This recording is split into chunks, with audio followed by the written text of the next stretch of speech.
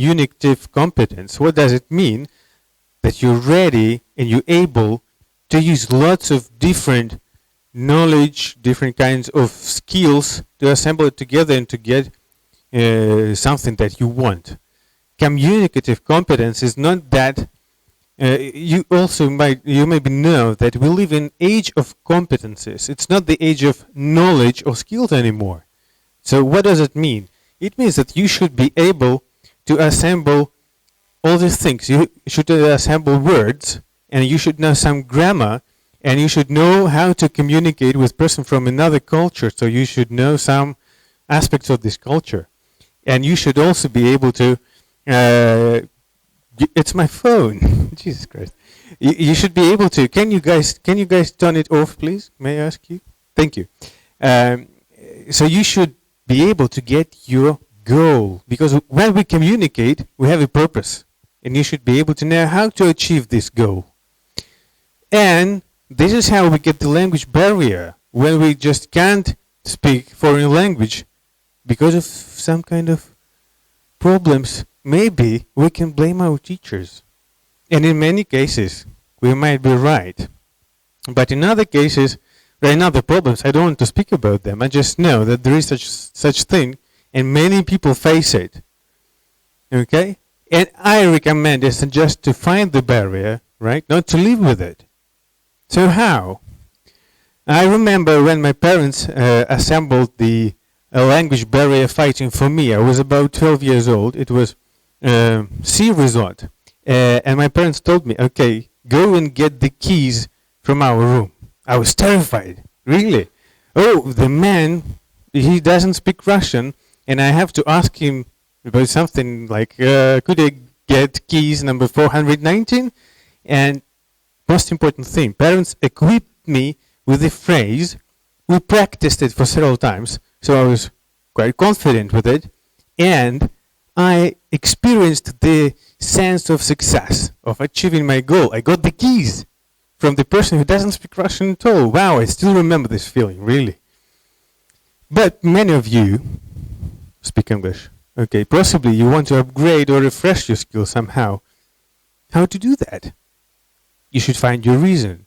Okay, without reason doing it, it won't be anything. So you can find the reason not to upgrade your language skills. Why not? It's also possible. Just it prevents you from learning any kind of language. But I suggest finding a reason to do that. Okay? For yourself. And since you do it, get lots of practice. Since you know your reason, you will be able to find your kind of practice that will suit you. And then, when you're asked if you speak English, what will be your answer? Yes, we do. So do you speak English? Yes, thank you very much for your attention. So we're officially opened. Thank you. Guys, you all have the program. So the first person in program, just keep it to yourself, okay? So the first who in there, you're welcome on stage. And the floor is yours. Clicker is yours. Microphone is yours. And I will upload your presentation. Come here. What's your name? Sophia Likhachova. Thank you. Thank you.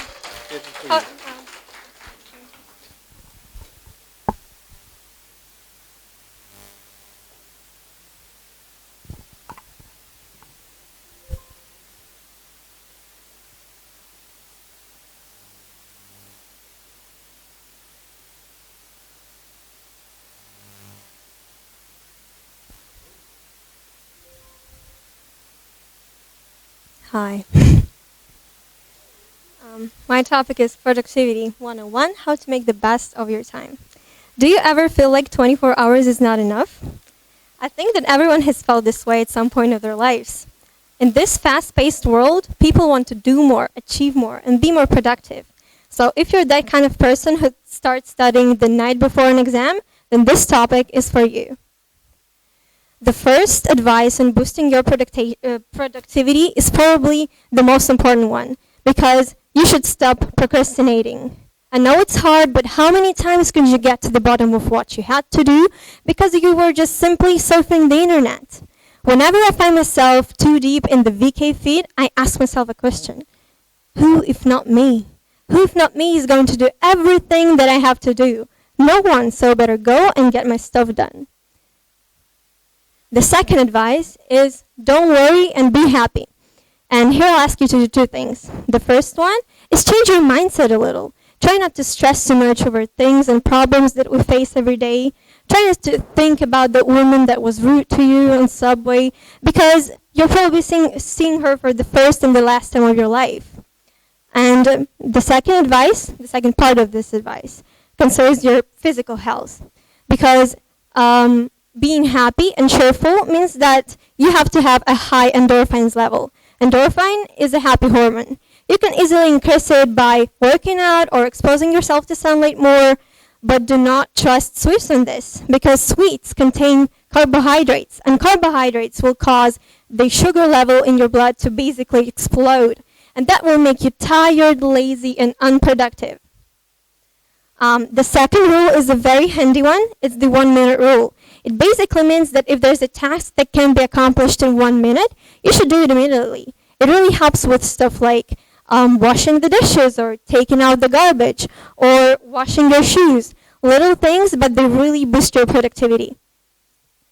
Another advice is do not multitask. Though some people think that multitasking is key, a study has shown that it is actually inefficient simply because your brain cannot fully concentrate on one thing only and it has to switch between multiple tasks. This way, the quality of your work really suffers, and it also takes you longer to accomplish your tasks. So we all travel from home to work and backwards, so why not utilize our commute time? I see so many people in metro just simply scrolling through Instagram feeds for hours that it takes them to get home. Why not read instead? Or watch a favorite show? Or listen to music? Or even do your homework? Because I sometimes manage to do that. And the last but not least, we've heard a lot of, it's planning. Planning will help you do three things: organize, prioritize, and visualize your needs and targets. You can write down things like places I want to visit, movies I want to watch, books I want to read, and also little to-do lists for the day. So now you'll ask, after I've been so productive, where do I get to be unproductive, lazy, and to procrastinate? And I'll tell you when. In the end of the day, when you're tired, there's nothing much else to do, and you're sure that you've made the best of your time. Thank you.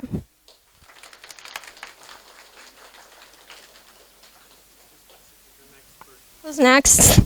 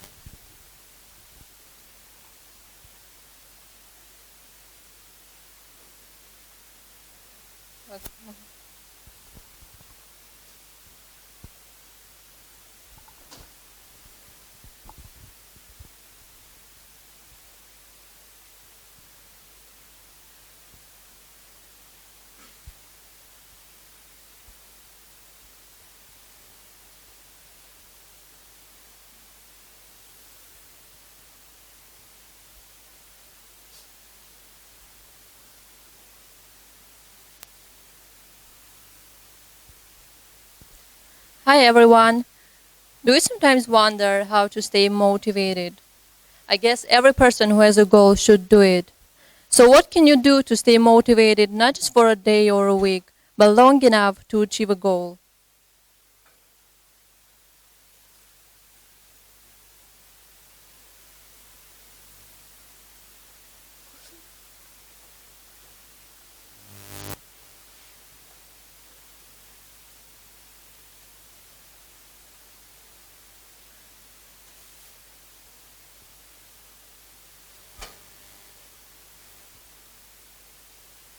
No matter how strange it may sound, you should remind yourself of your goals. Many things can distract us in this world. We can even forget about our dreams and what we wanted to do. So, review your goals regularly, preferably daily, and check the amount of time you spend on reaching them.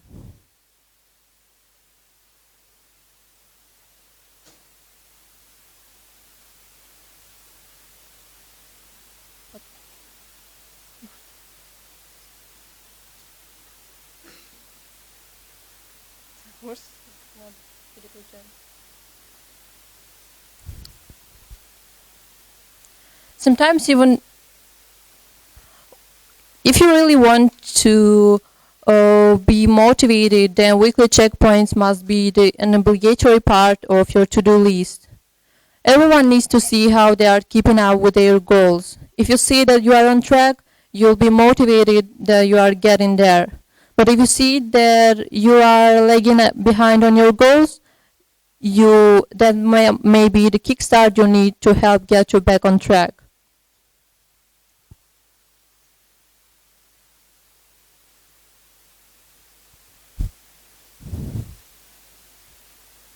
This item is my favorite actually. Who doesn't like rewards?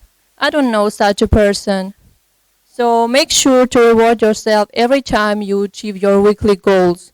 It may be as simple as an ice cream, just buy your favorite cake or go or throw a big party. You should be giving yourself whatever rewards that keep you going.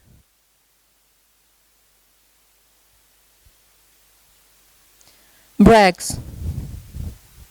Sometimes even the most determined people get overwhelmed, and you should just have break and play your favorite online game, have a picnic with your friends, or just go to the cinema.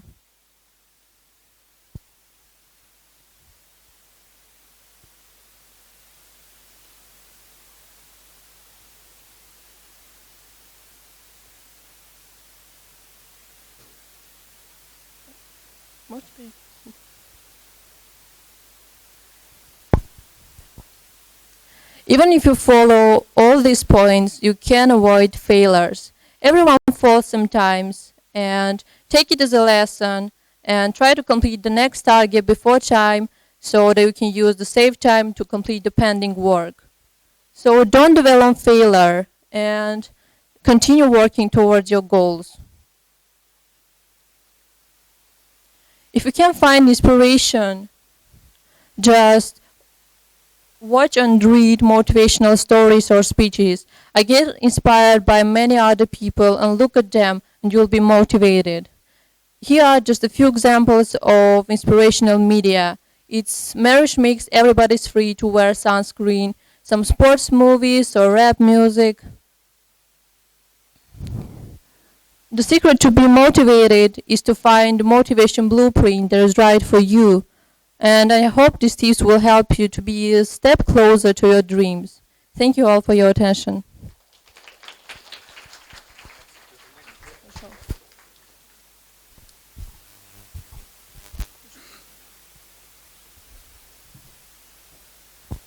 Hi, my name is Maria.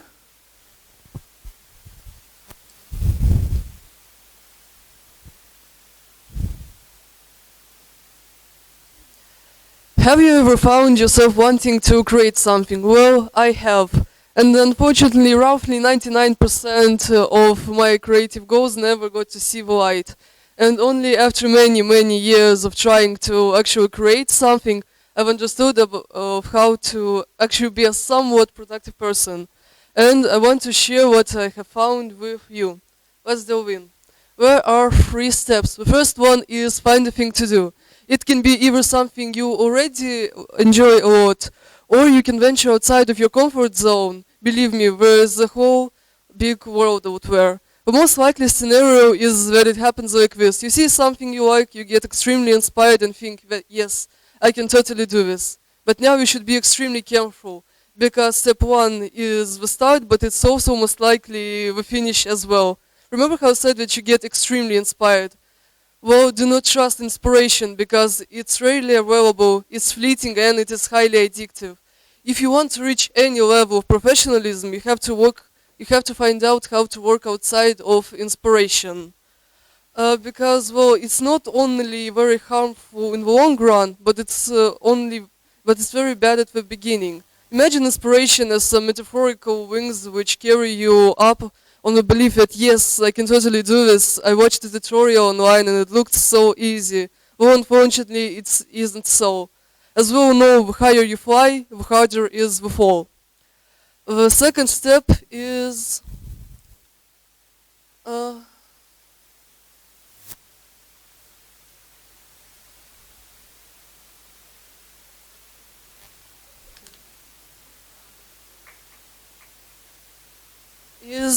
Research.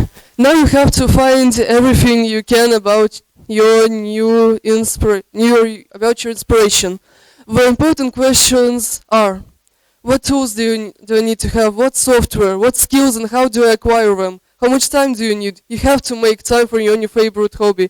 And I'm sorry for saying this, but delete your favorite video game if you have to.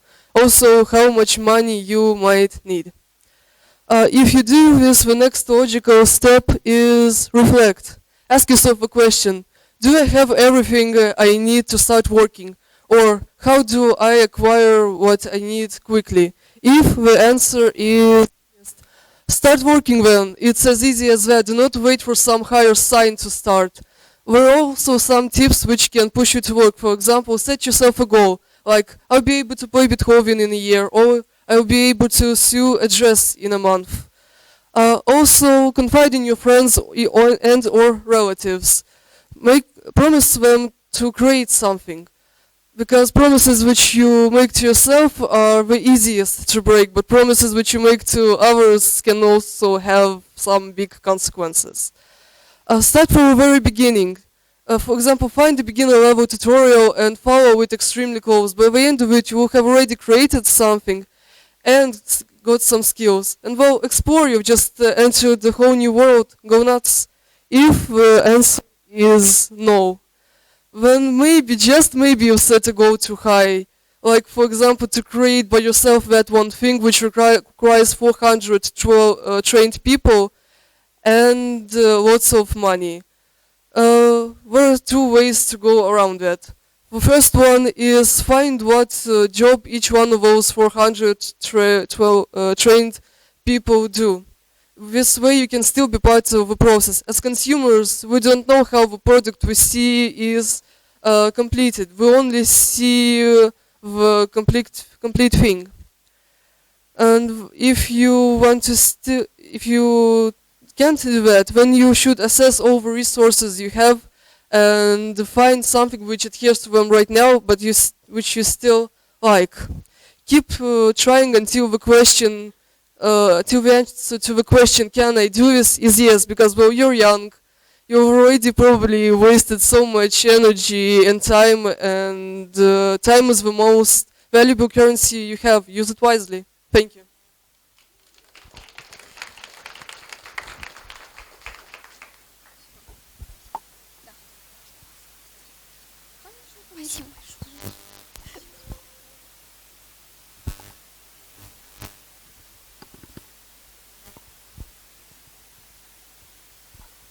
Hello everyone, my name is Polina Tankova and I'd like to tell you about having a good time in camping instead of sitting in a dusty flat with the hustle and bustle outside. So I'm a very adventurous person and I'm keen on traveling, especially if it is connected with the campsite. Mostly our Russian community reckons that there are two best ways of having a good time. The first one is to go on a resort and have a rest on the beach, and another group is who prefers to stay at home, keep money, and be like a couch potato in front of the TV. But I think that there is the best way how we can spend the good time, and it is camping. Some people think that it is not for them and it's too difficult, but I think that the only thing you should do is just to choose the right destination, to have a good equipment or rent it for a cheaper price, have a good mood and move on. And now I'd like to tell you about several key points why you should try camping once in your life. And the first one is explore unknown places. I think it's such a pleasure to go somewhere without any guides, with your own road, and just to watch beautiful landscapes and have a great time. Actually, it's a great chance to become rich, experienced, and well-educated person. The second time is get new acquaintance. If you go with a known company, you have a good experience to find new friends or to know better your surrounding. Uh, the third key point is to have a good fit, because in camping site there are a lot of physical exercises and good shape guaranteed. And the last but not the least is collecting unforgettable emotions and bright memories. There is no doubt that after your little trip, you will cherish beautiful moments with your friends and family. And so, in conclusion, I'd like to say that you shouldn't be afraid of any difficulties and unpredictable events during your trip, because you just might make a one step and open a beautiful world with joyful moments. Thank you.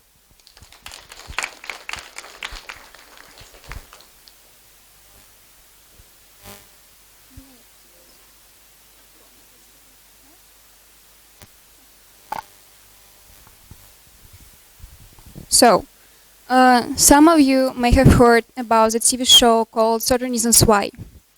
It's about a girl who committed suicide. She left her friends a series of tapes explaining why she had done this. After I watched it, I saw a huge problem. The problem is mental disorders that some teenagers experience, as these disorders can be really dangerous.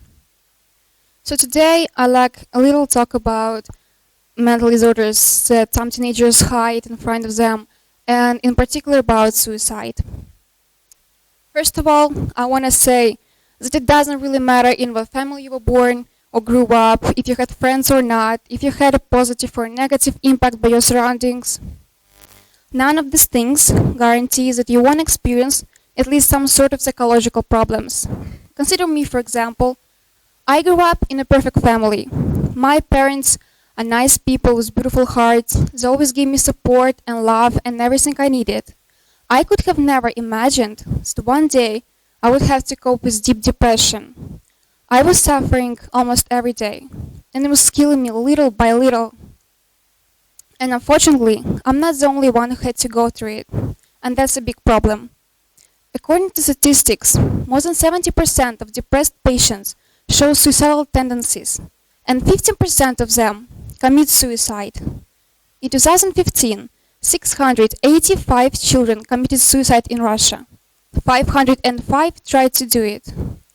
In 2016, 720 children committed suicide. If you're having the best years of your teenage life, I'm really happy for you.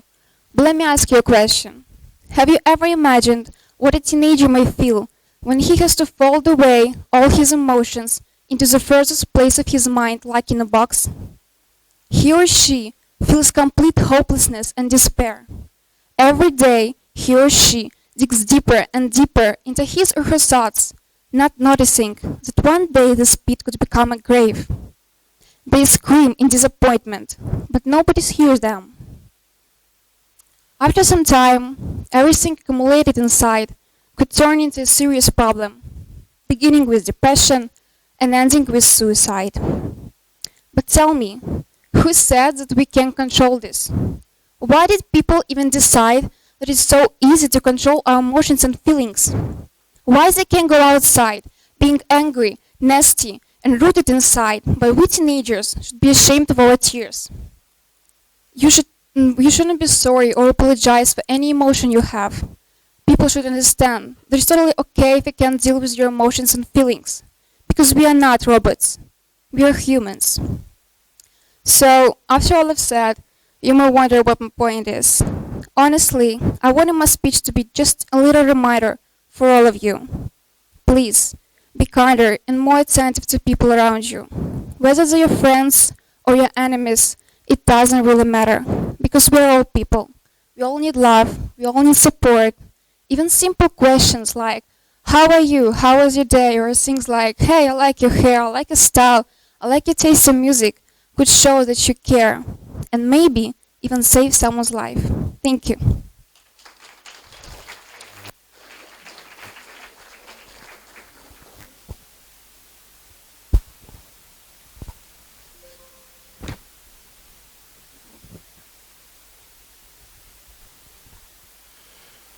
Good evening, everyone. Excuse me, I have injured my leg, so I sit down here.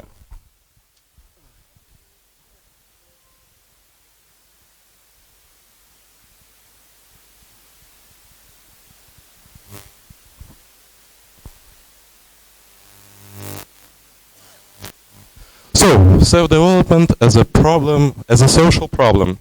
One issue that had caused loss of controversy over the years is a social problem of personality as a unit of society.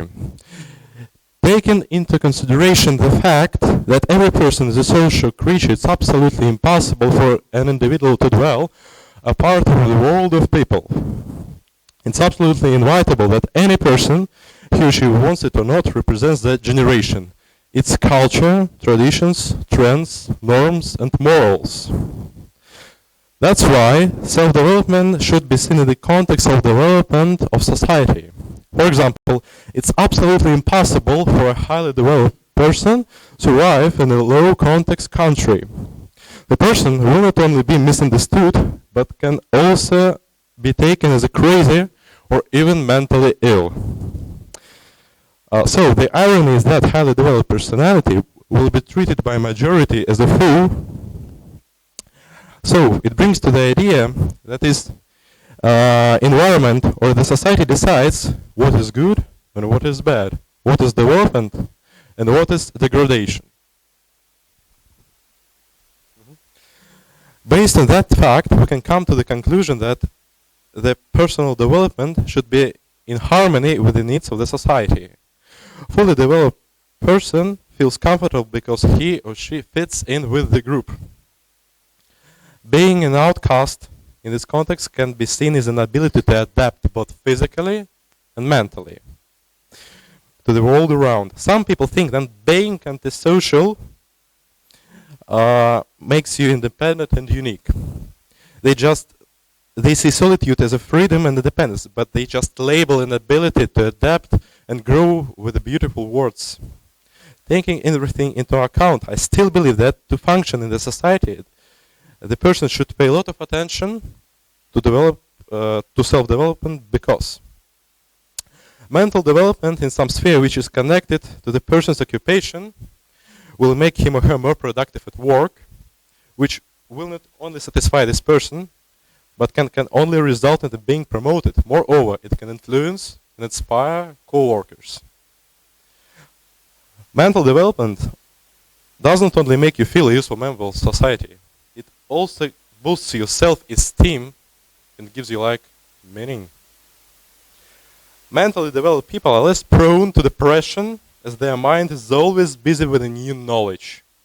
They are less likely to feel apathy as a mental hunger is always makes them interested in acquiring new knowledge and finding answers to the new questions. So, if you are interested in something, if you are passionately engrossed in this, you're less likely to be bored and frustrated. However, let's not forget that your mind, or some people say your soul, lives in your body. The body is the vessel.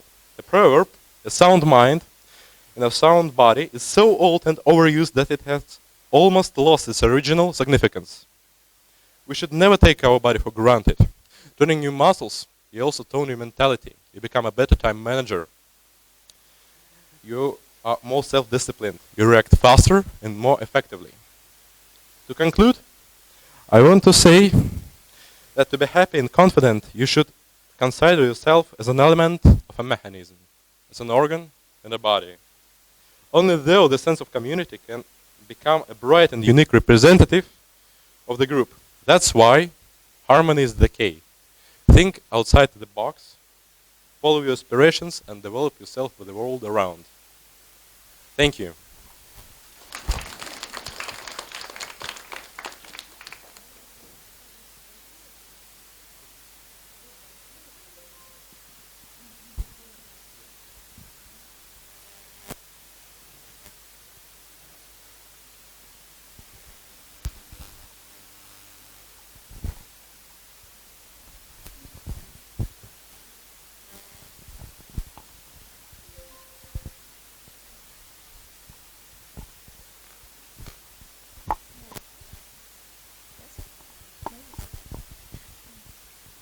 Hi everybody. I want to start with a question. Are you satisfied with your body? Think for yourselves. I suppose that most of you will say that, well, I'm not sure because according to statistics, more than 70% of people are not really satisfied with the shape of their bodies. And I want to start with a definition what body positive truly is. Body positive is a campaign aimed at promoting people of imperfect sizes as beautiful. This is a campaign initially started by feminists. Body positive activists want people to appreciate their imperfect bodies and fight against stereotypes and negative attitudes to those who don't meet the standards established by fashion. People are not identical, just can't look alike. Each of us is beautiful in his or her own way. This is the message Body Positive tries to deliver. Here are some principles that help people to love themselves. Accept your body, doesn't matter how much you weigh or how you look like. Find 10 qualities that are worthy of love and never forget about them. Choose clothes in which you feel comfortable and relaxed. Be critical to the production of mass media. Don't let media and advertising to manipulate.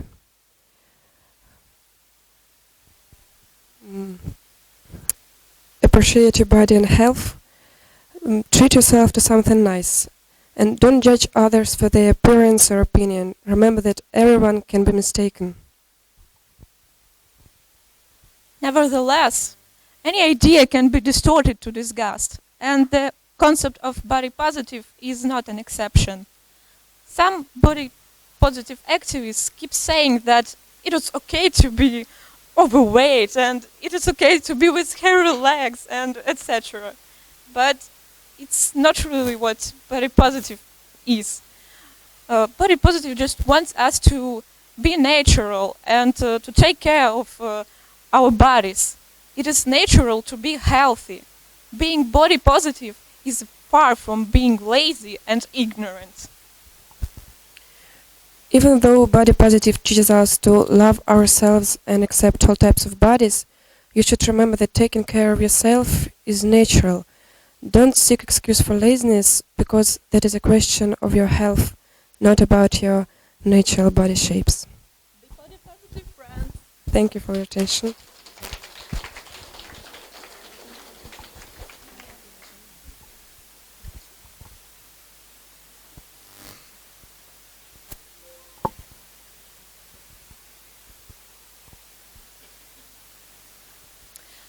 Hi everyone, so today I'm going to talk to you about a life of a travel blogger. So, do you like this photo? This was made by Charlotte, an American travel blogger who likes traveling by car with her friends to different cool photoshoot locations like mountains and fields and lakes and something like that. And look at this one. This was made by Co Smith. He is a famous surfer. But not only he takes part in different surf competitions, but he also travels a lot and tells about traveling experience and healthy lifestyle in his blog. So, do you like these photos? Do you want to have such an easy and careless life as all these people, like travel bloggers and athletes who just like travel and get huge amounts of money for that? But look at this one. Do you still like that? This is a hand of this beautiful girl, Katie McDonald, doing a perfect backflip on sunset in Dubai. And that's just her regular injury after one training session on the bus. And I'm not even mentioning her bigger problems like dislocated shoulders and stretched ankles, which just do not fully recover anymore. Or look at this one. This is Kelly Slater's foot. Kelly Slater is one of the best surfers in the world. So that's what he wrote about it. Have you ever folded your entire foot backwards? If you try sometime, that's what it might look like. You may now say that I'm just showing you pictures of sport injuries. And you'd be right, but look at this one.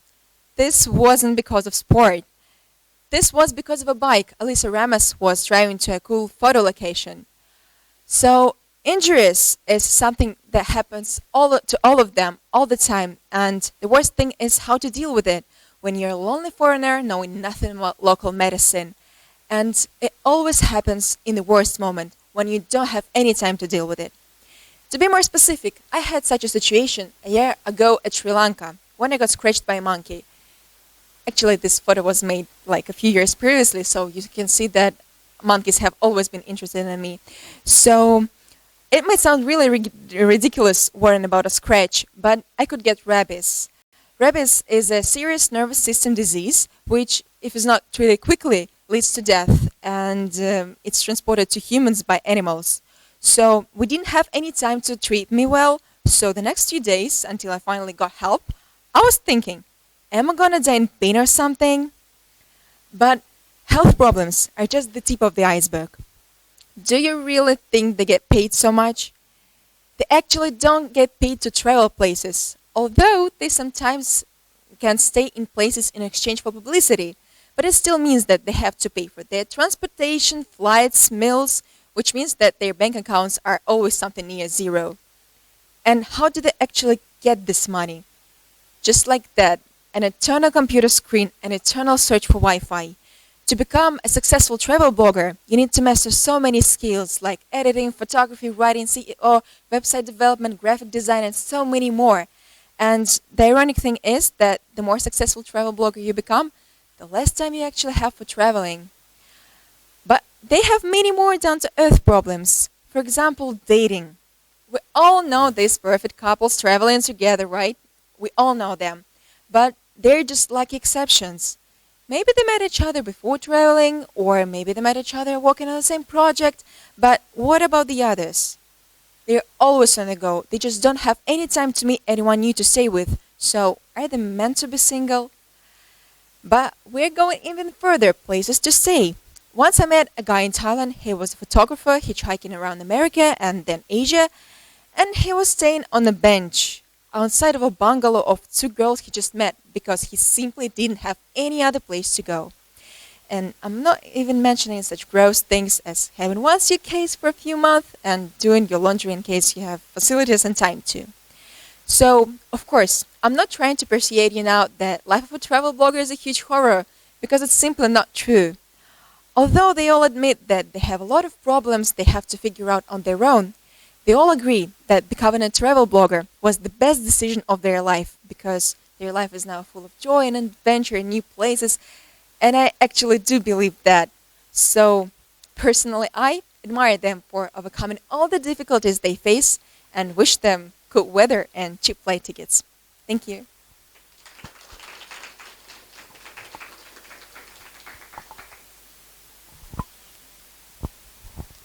I don't need this one. Well, yesterday I had a little talk with my friend. He has just left his university, and he told me one thing. I don't need to visit lectures. I can learn almost everything on the internet. To say truly, I was a little bit confused, because the only question I asked him was how. Of course, today we live in an era of the internet. We can find there almost everything, even how to build a space shuttle. It's quite a lot of instructions about that. So, yes, we can turn on our computer to go on Wikipedia and find necessary information. But all of us study in the university. Why? I think that the main question is that modern system of education is studying us not common knowledge. It studies us how to think, the way of thinking. It studies us how to find necessary information. When I studied on the first year in university, I tried to find some information about political science, about different governments, and just now I understand that it's not so important. The most important thing is how I thinking. You can find different texts of different writers, from, I don't know, Jefferson to Machiavelli. But, yes, it's for you. And you won't be even you won't understand what can you do with them. Yes, you can read and you will forget them after a few seconds. The most important that you have to analyze it. You have to find the main point, and just then you will study something. You have to find the way to use it on practice. Yes, of course, you can read common things, but you won't be a professional after that. You can spend even lots of years teaching something from engineering to speeches, to even how to, I don't know, build a swimming pool. But it will be a common knowledge, everyone can find it. Education helps us to be something more than just ordinary people. It helps us to become a professional. Thanks a lot.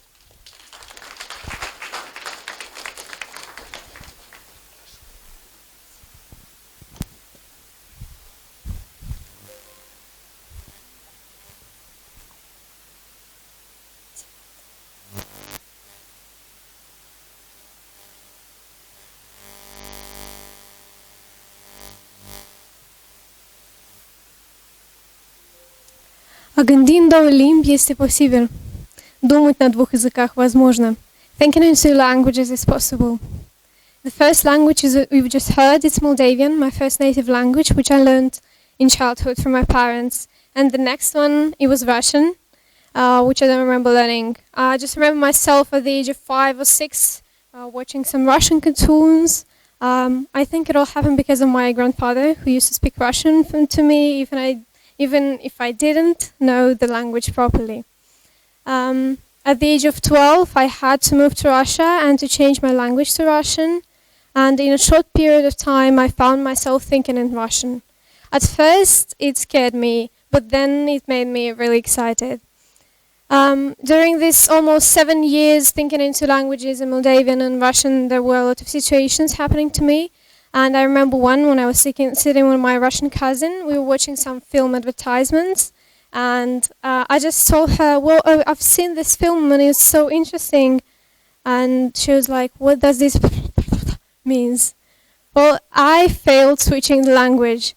So during all of these failures and successes that were happening to me, I got very interested, what do scientists say about this? And here comes the moment when I found out about bilingualism, which you now understand means thinking in two languages. The word itself appeared about 20 years ago, and for science it's not that much. And it's all because, first of all, centuries ago, it was said to be against nature to even speak another language. And then because of the immigration. People who immigrated to the USA, for example, they had to change their language to English, and they were ashamed to speak the native one in streets, with friends, in school. So it wasn't just an educational choice, it was a social one.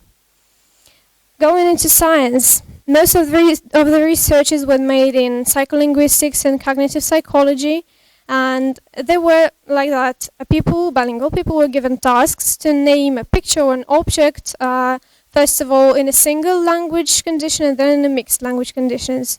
And what happened is, you see right here, the brain just lighted up like a Christmas tree in the area which is called the dorsolateral prefrontal cortex. You don't need to know that. This is the area which is part of the general executive control system. It means to the brain, this leads to greater control of information processing, of attention, of cognitive functions. At a younger age, for children, it's more likely for them to learn more languages successfully. At an older age, it's more likely for them to have dementia and Alzheimer. Now, if you ask me how do I feel being a bilingual person, I can tell you that speaking and moreover thinking in different languages isn't just knowing different names of one and the same object. It's like putting on different spectacles and seeing the world from a whole new perspective. Thank you.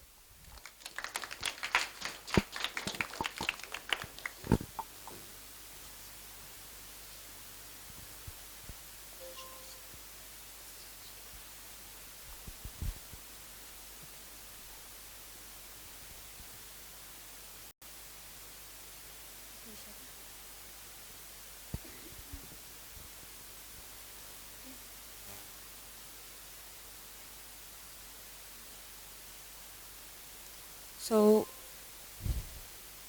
in the picture you can see a crowded place, and would you ever think that it's one of the capital of a European country? So probably it's not. And I would like to tell you about some problems of social adaptation of migrants. The European Commission in 2011 published a report which was noted to solve some problems like illegal migration, and they wanted to attract labor migrants to the European labor market. And it was believed that this report and this decision could equalize migrants and European citizens in social and labor rights. But, however, color revolutions cause a huge wave of illegal migration. And what does the possibility of entering in the prosperous countries mean for this huge wave of illegal migrants? So, and is it enough to overcome external borders or to receive all support and social guarantees for refugee status? So these and other issues, they still remain open.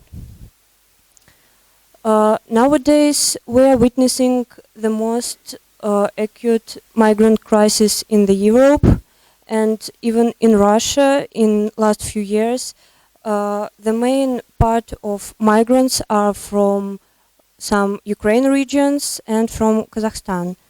But the growth of this illegal migration caused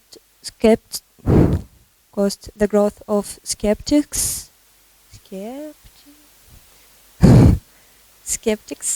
of European Union migration politic, and even in some countries such as Austria and Germany, there is such situation when deputies are struggle for changing the policy and changing the law of migration politic of European Union. So this social and psychological frustration caused the growth of phobias in society of different European countries. So in 2014, in January, started a lot of public manifestations against migrants and their aggressive behavior. And in January in 2016, they reached their peak. So, and nowadays, in 2018, this questions is still open, how to change the laws to make for migrants easier way for adapting to the new culture. To solve this problem, social resources are needed to develop strategies for social adaptation, and lessons should be learned not only by overcoming culture shock or culture borders or xenophobia, intolerance, while they are connecting migrants and European citizens, and but also by searching the way how to prevent social risks of migrants' aggressive behavior. And to confirm both sides, it's impossible to understand what are the personal potential way to adopt to the new living condition, and how could they live in country which is different from the country they lived before. Thank you.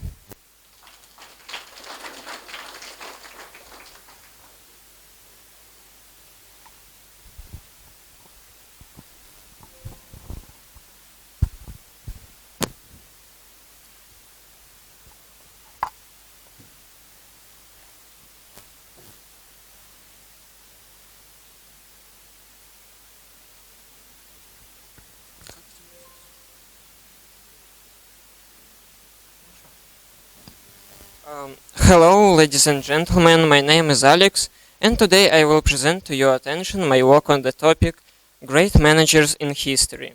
This presentation is about some of the greatest business leaders who have been wielding strong influence on the business world we live in today. Not to repeat myself, I will first say that all these managers are magnates, philanthropists, and visionaries. The first one in my top is John Rockefeller. He managed American oil industry. He is widely considered the wealthiest American of all time and the richest person in modern history. Quite rightly, we can say that he ran 19th century America's oil economy, making travel and transit to Americans cheaper than ever before. The second one is Henry Ford. Henry Ford was American captain of industry, a business magnate, the founder of the Ford Motor Company, the sponsor of the development of the assembly line concept of mass production. His approach to production lowered the cost of materials and the final product, which changed the American vehicle accessibility in the whole world. I will finish speaking about him with his famous speech, "The color of the car can be any provided that it is black." And now will be two quite modern managers who lived in 21st century. The first one is Steve Jobs. He was an American entrepreneur, an inventor, an industrial designer, the co-founder of Apple Inc. He reinvented the computer and made it more accessible and exciting to the entire world. Jobs' attention to design, the reluctance to save on quality, the existence of a large Apple ecosystem allowed the iPhone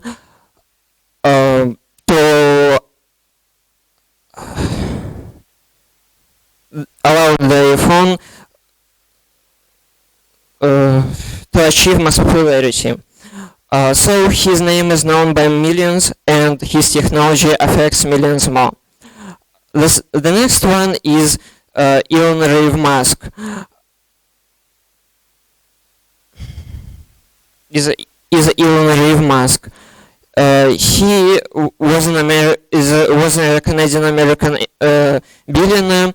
He made his fortune on the creation and development of many innovative companies such as X.com, PayPal, which are engaging in money transfers on the internet. SpaceX is a private developer of carrier rocket series and the commercial operator of space systems. Tesla Motors is an American company manufacturer of electromobiles and many other great companies. Elon Reeve Musk is also called Tony Stark of real world, wealthy hair, Steve Jobs and Bill Gates in one person. In the end, I want to say that all these managers strongly influenced scientific technology progress and the developments made modern style of life. They have all changed the world in one way or another. Thank you for your attention.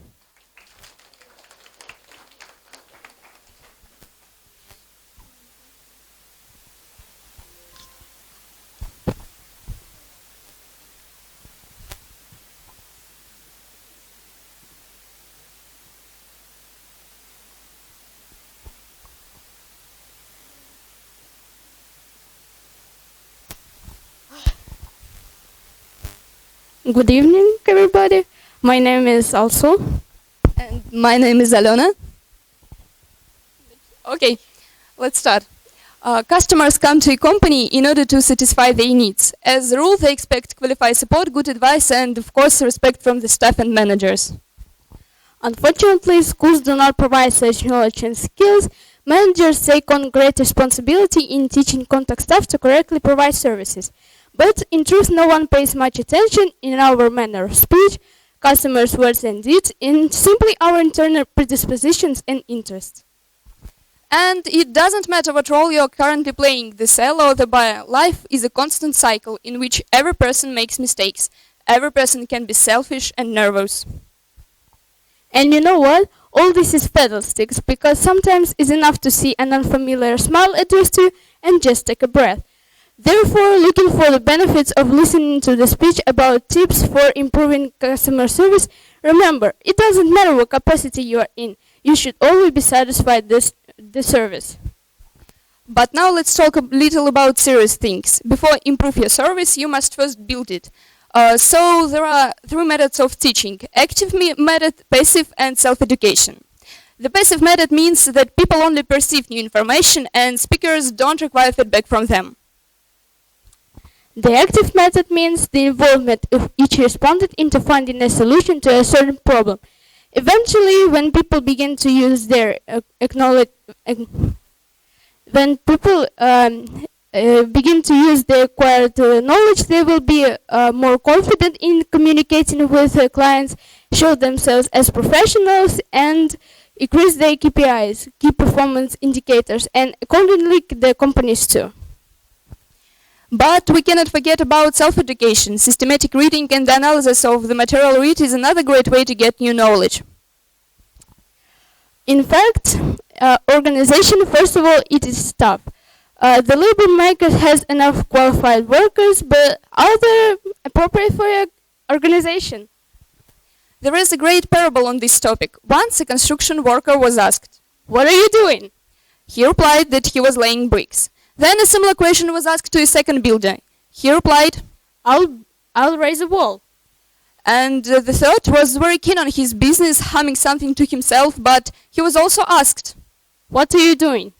And he replied, I build a church.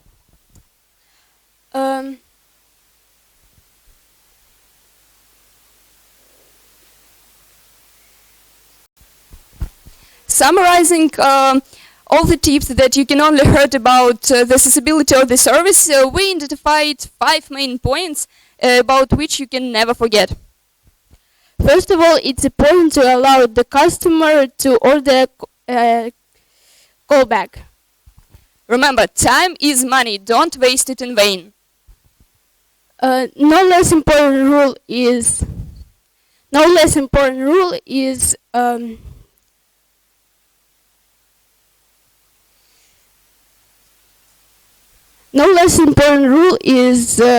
the bell rang, take the phone. Give access to the customers for contact with top executives. And finally, it's important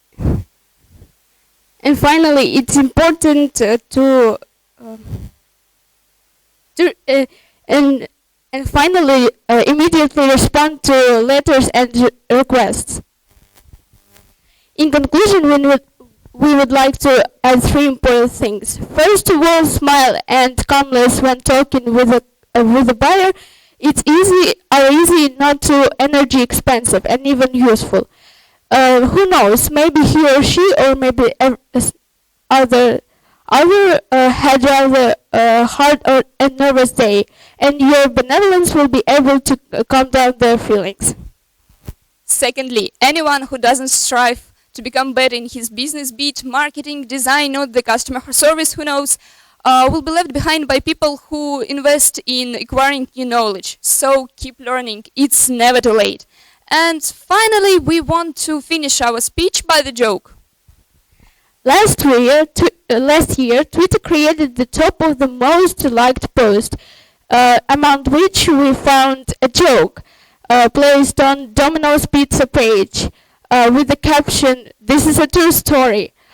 Imagine a Twitter exchange between an angry customer and an apologetic Domino's Pizza.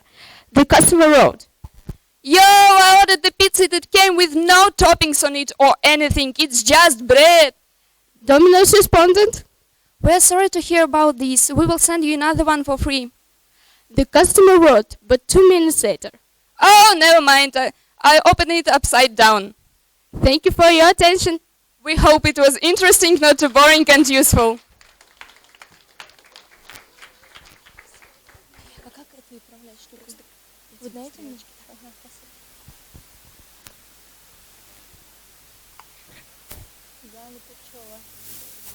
Hello, my name is Yana. I will tell you about deaf people and how they survive in this world of hearing people. In my own opinion, deaf people shouldn't be treated like disabled because their abilities actually are unlimited.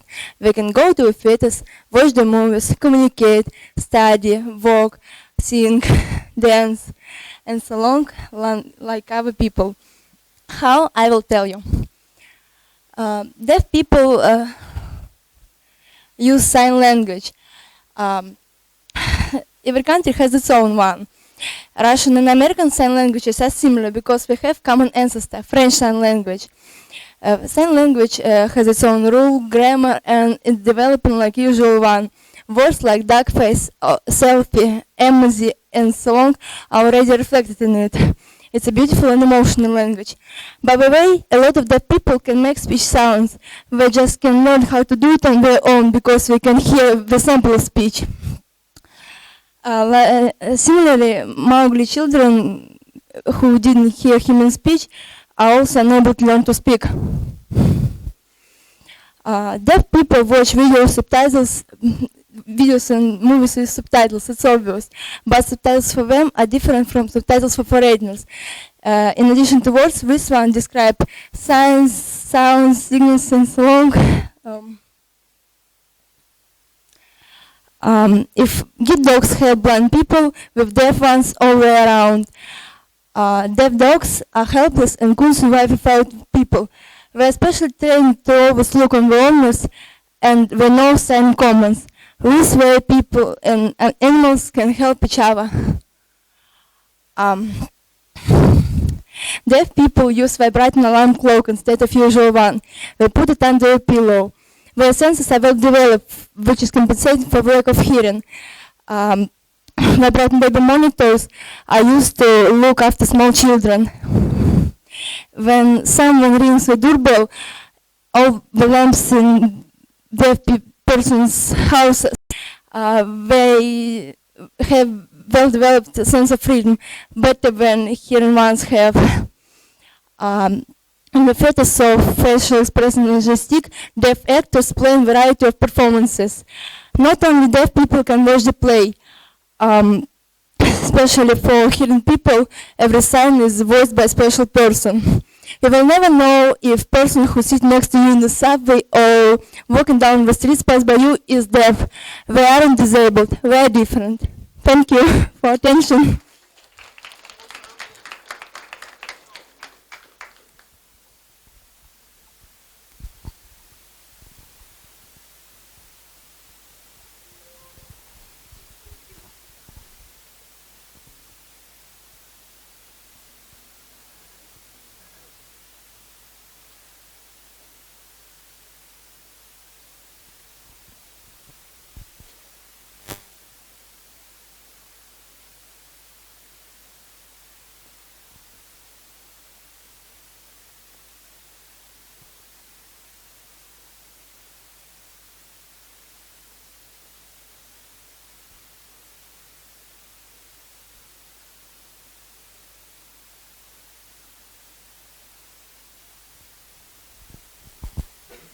Hello. Today I would like to tell you about how to confront manipulations. Firstly, manipulations. Do you know what is it?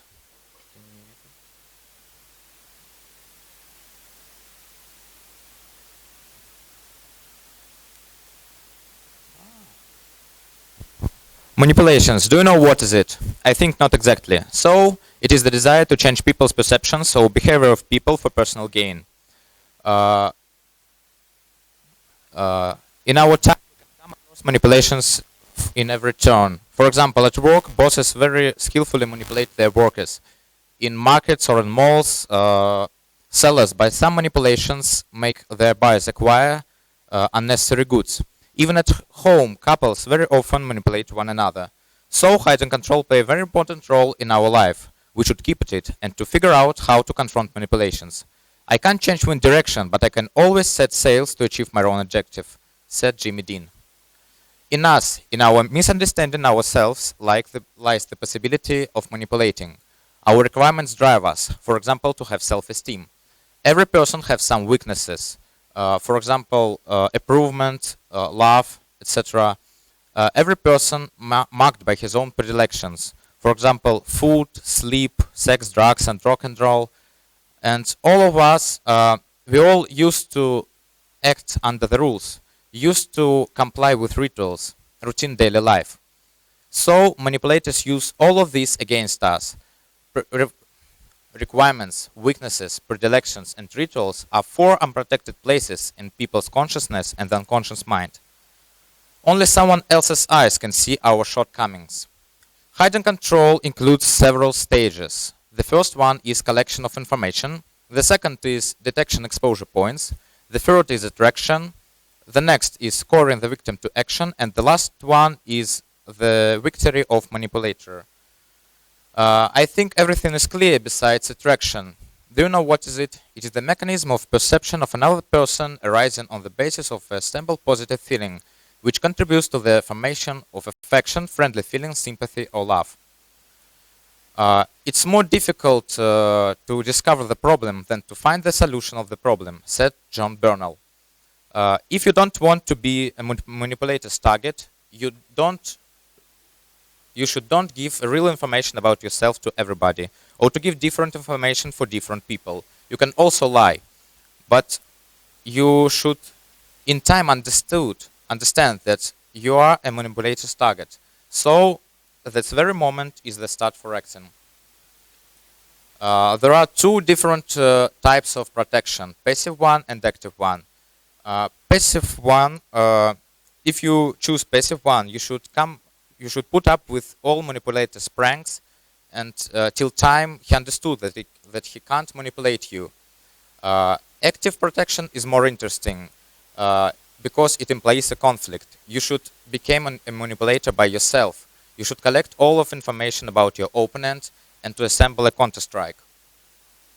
But not everyone can use active protection. By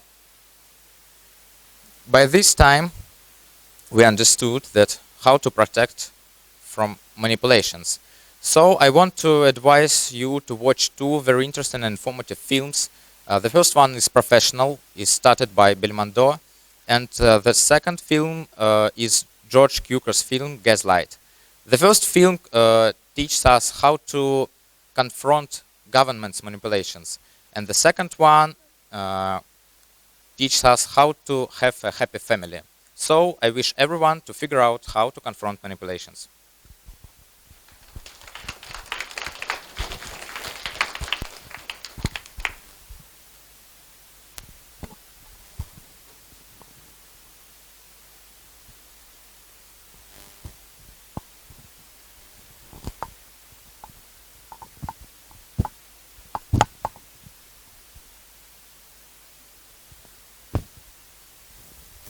Hi guys, my name is Sofia and I study political science.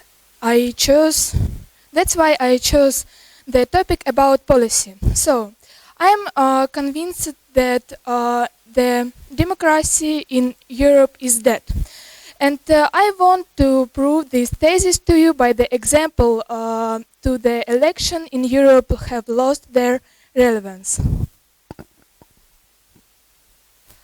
Today, it's the perception by Europe voters that they are no longer able to impose policy change at the European level through their participation in national elections. Second fact is the fact that national electoral cycles are out of sync reduces the ability for European citizens to effect policy change in the European Council. The indirect and out of sync mode of decision of Council members, European citizen political agency only as negative liberty. For example, the ability to refuse to be imposed policies that they dislike, but no as a positive liberty. for example, the ability for European citizens to form new majorities and to convince other member states to adopt new policies. So, um, the third fact is populist parties, once elected to the national government, have often tried successfully to permanently lock in their temporary grip on the national government by passing electoral reform, to the extent that the EU relies on an indirect procedure to designate members of the Council. These challenges to the democratic life of nations threaten not only the integrity of the electoral process. And finally, nine out of 10 voters in European are sure that whoever of the candidates they choose, for which party they vote, the national political course will not change significantly. I think on this four problem, I was able to show the institution of elections and democracy in general in Europe is dead. Thank you.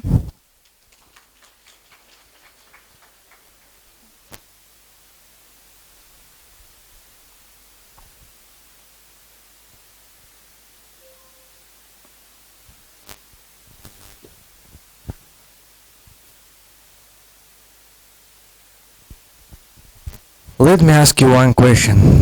How honest are you? I'm absolutely sure that majority are honest only when they can have benefit from it. And this is clear because lying is much easier. And this is clear because it's just rules of behavior in modern society. But what if expand the meaning of honesty? And meaning as to do your duties honestly, to deal with people honestly without lying, etc. What are the advantages? First of all, no matter how funny it sounds, but life will be easier. And you will create an image of responsible person. It's really important, especially in business or when you build a career. For example, in Semco company, when senior management positions were selected by employers, they didn't choose the most skillful worker. Why? There are two options. First, promotions by relatives, or if he's smart and reliable person. High positions always means great responsibility. When strategy of development of the company depends by managers and their decisions. No one will never sign a contract with person whom he doesn't trust. There are really interesting words by billionaire Yuri Kosyuk. He said that if person lies once and someone recognizes it, this person will never have a good attitude. All his words always will be under suspicion, and that's why lying is just unprofitable. But if honestly different in different countries, yes, there are a lot of cultural characteristics. They have been formed historically, and now we have such situations when person from one part of the world can't understand behavior of person of the other part of the world. For example, Arabs, they are really talkative, and they always beat about the bush. They, if some of you will make business negotiations with them, be ready for a long conversation. Absolutely another situation with Americans. They straightforward. If it refers to their business, they will do everything for it. Also, we can see cultural differences from the way they trust to people. For example, in Greece and southern countries are used boxes of honesty. People put money as much as they think necessary. But look at people from Asia or our babushki. They always bargain with buyers or even can kill the person for every coin. But unfortunately, in our time, a lot of people cannot behave honestly, when they know that everything is allowed, no one looking for them, and here comes the big brother.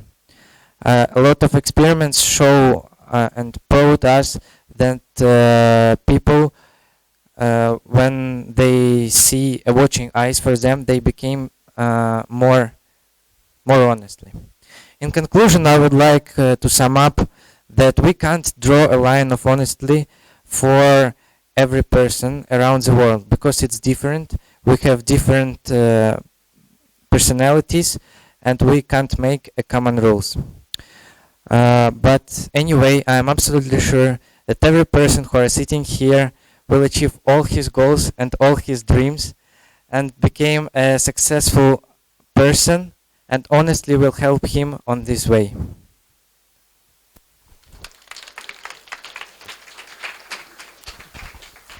Okay, are you having a good time? Yes, good. Well done. Before we go and have a little break and let these marvelous people to go, I want to focus your attention on our hashtag. And probably you'd like to make some pictures of yourself and post them somewhere so that we can find them and vote for the best one. Okay? You have 15 minutes of break to do that. 15 minutes. 15. 1, 2, 3, 4, 5, 6, 7, 8, 9, 10, 11, 12, 13. But in 15 minutes of break.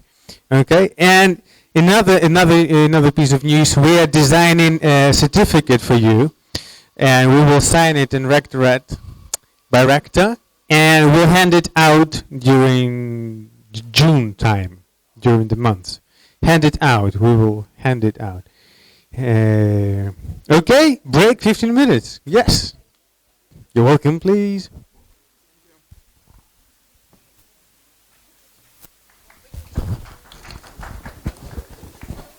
So, today we'll talk about free time. What is it? Usually it's a denoted period of time when a person not having compulsory deeds, work, household chores, studies, is left to himself in the choice of activity, choice of classes. Activity is similar to the work that person chooses himself at such a time, is called a hobby, is performed for the activity itself, not for the sake of earning. So, let's divide free time into categories. The first one is recreational, rest and recovery forces after work day. The second one is rational consumer, from spiritual and material point of view. And the last one is active, combining pastime with some kind of activity. The theme of our discussion is the first category. Since many confuse it with degradation, this is not always true. It's believed that you hang around idly, you are prone to gaining bad habits and lose your mental skills, reaction, performance, muscle tone, and memory. This is not always true. Of course, no one argues that instead of smoking while seated in an armchair and watching the junk TV shows, it would be much better to go in for sports, jogging in the park, or maybe reading books, classics. But it often happens that adults are too overworked and they have no strength to do anything except to reach the bed and collapse it. So, they need to restore their strength because their next day will be no less difficult. Understanding that this is not degradation. So, do you know, scientists proved that your brain should have rest in the following way. To wander in parks join nature at least for 2 hours a day. But adults can spend their days off with the family at the countryside, or maybe at the cinema with friends, or maybe reading book at the veranda of country house. How to spend your time, you decide by yourself. Do everything what you can do to progress, to invest into yourself. Appreciate your time. Thank you.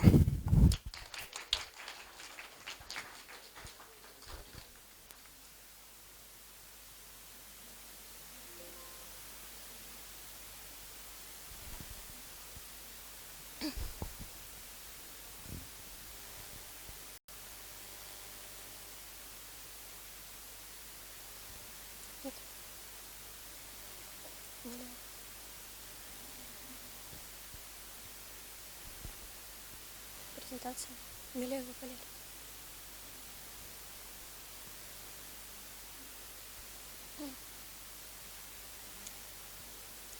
Hello everybody. My name is Lera. I believe that all people are creative in some ways.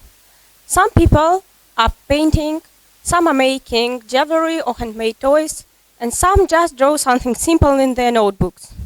This all is creativity. But there is an important difference between those who rarely remembers about making something by themselves and those who can't live without it. But at the same time, not many people try to make creativity the main thing of their life,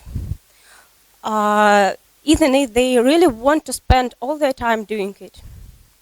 Why is it so? Why not all such people try to develop themselves more and more? That's because our society makes us think that if you want to become an artist, for example, you have really few chances to become successful or even earn a living.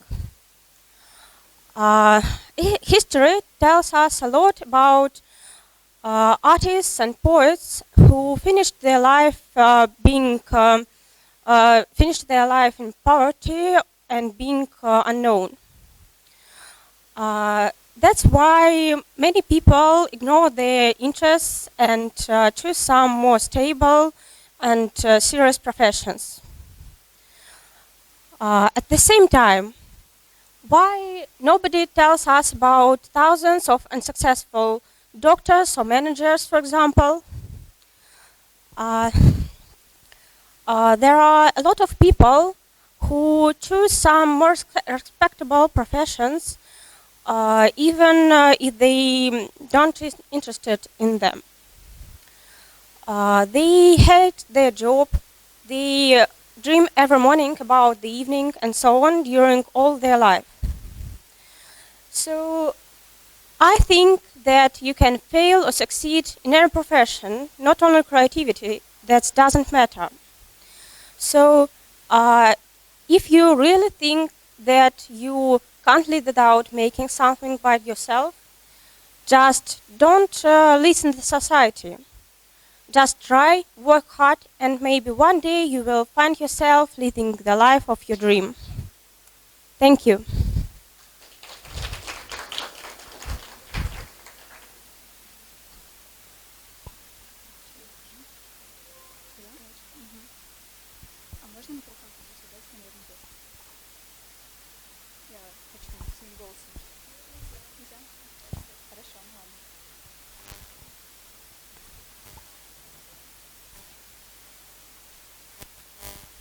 Okay, so hi everyone. I'm really glad to see you.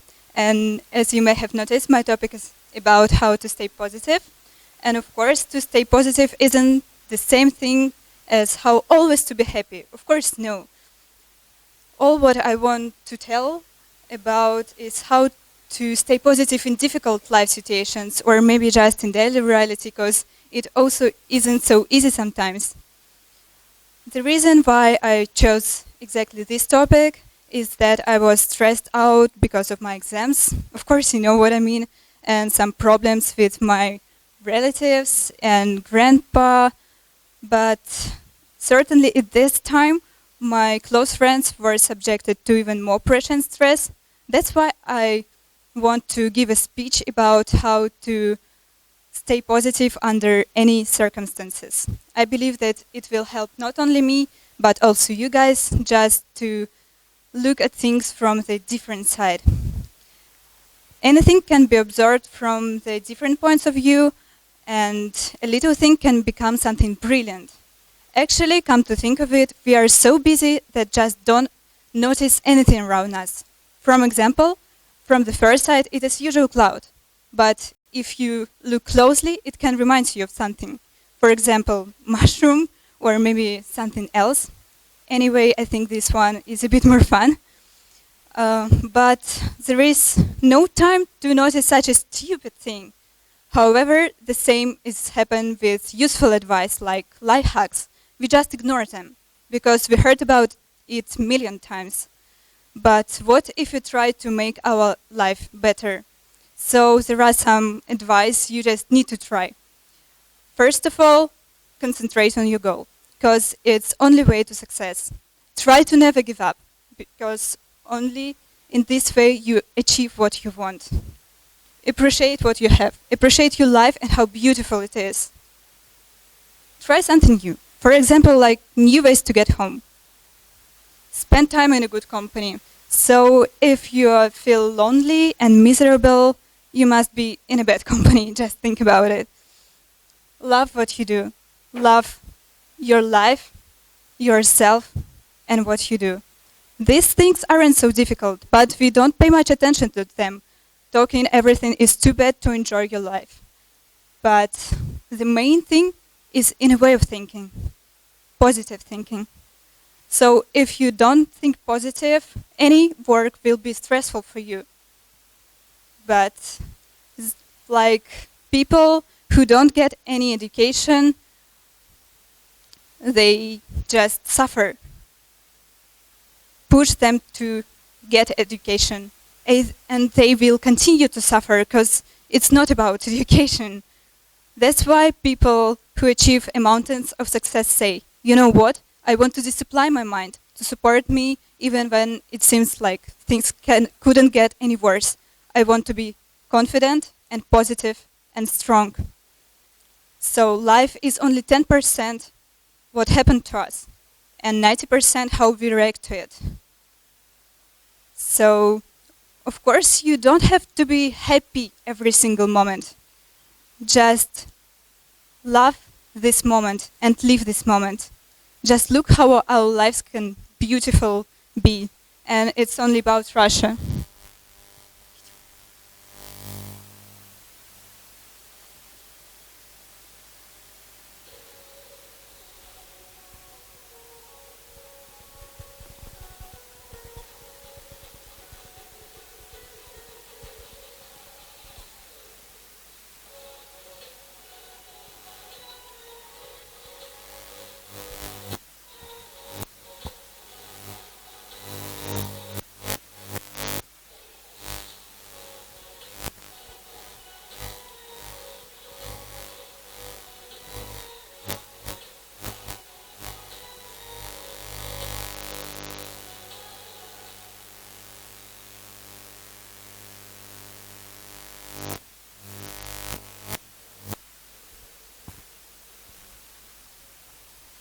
All what I wanted to say, that life is beautiful. So don't worry, be happy now. Thanks.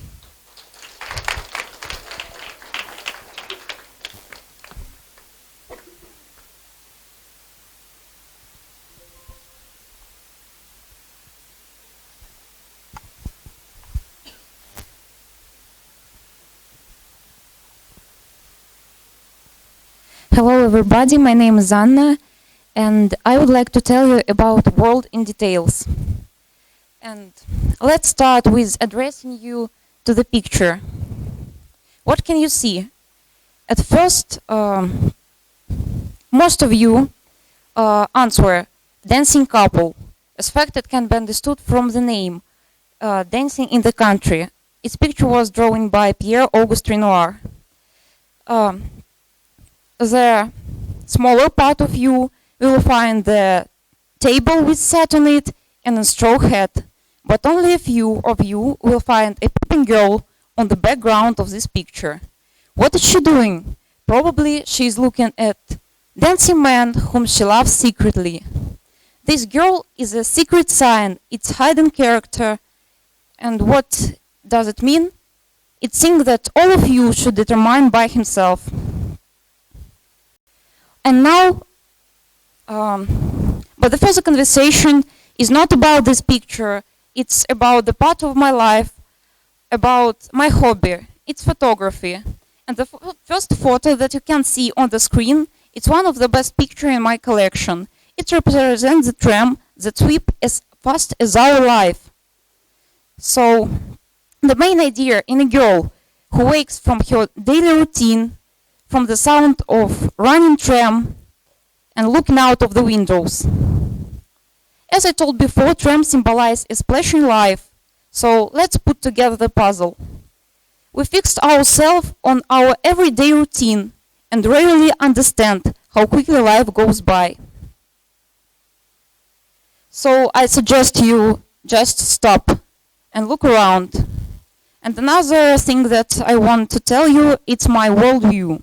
Sometimes I, faced with criticism of my photo, people told me, why they look so sad and lonely, are you okay?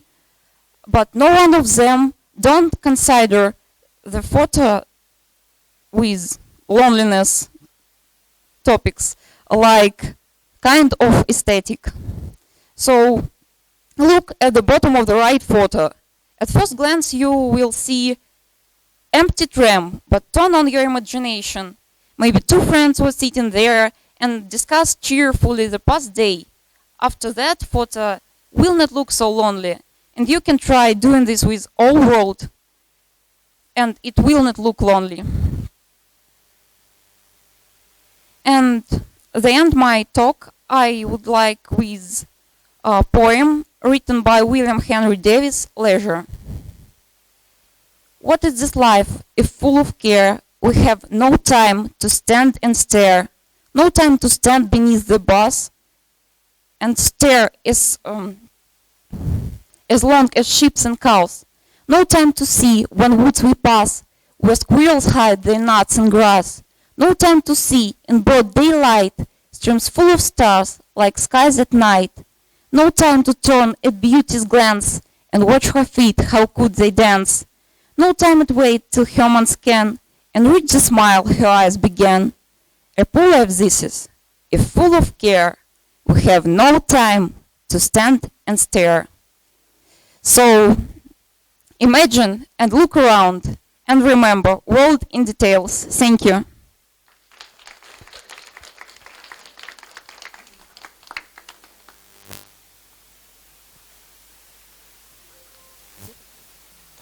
second, please.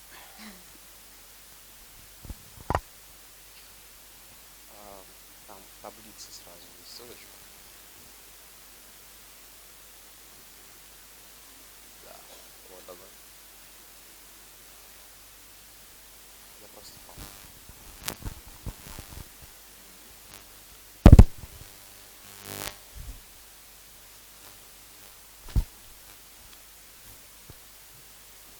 Hello guys, hello everyone. Today it's my first opus, first exercise. О господи, так сейчас. Slowly. So today I tell you about rescuing people and why it is a vacation. My name is Vasily, and we start. Turn off lights. What? It's okay. Yeah. So, sometimes we found ourselves in situations then it's simple impossible to get out of them alone. Such situations are unpredictable.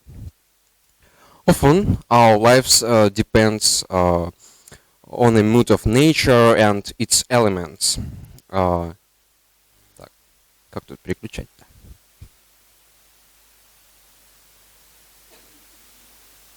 Все, понял. In another case, due to randomness or unfavorable circumstances, you can get into a situation then it's from which you can get oh my god, sorry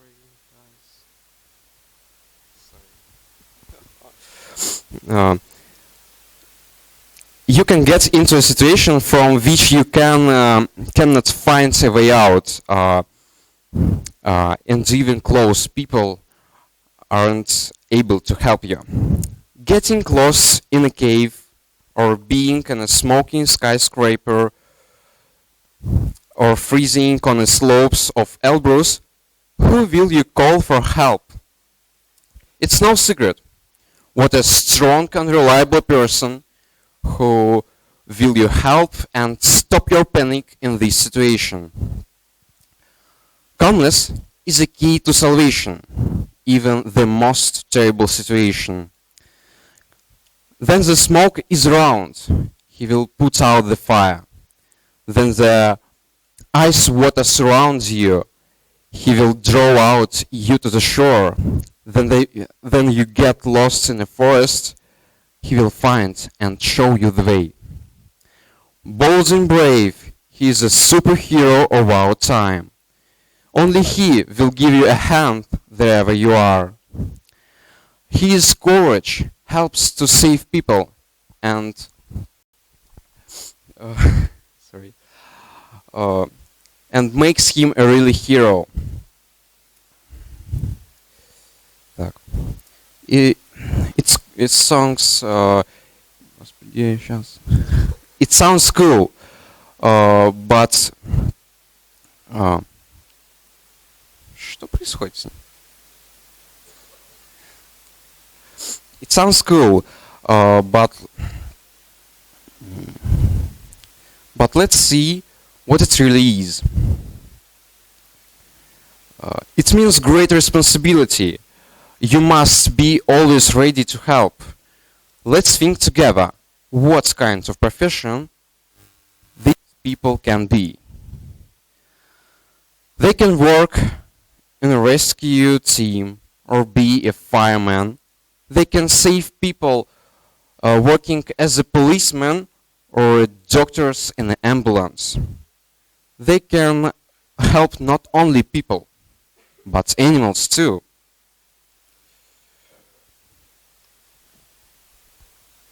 There are visits, there are vets or just volunteers in shelters. I think and hope that everyone remembers Dr. Lisa. This outstanding woman who devoted her life to salvation of people and children. She died, but remains in our hearts. And you know, people do not become like these. They are born this way. Their soul cannot be indifferent when someone asks for help. No matter what profession you choose, the main thing is who you are. This is not a profession. This is vocation.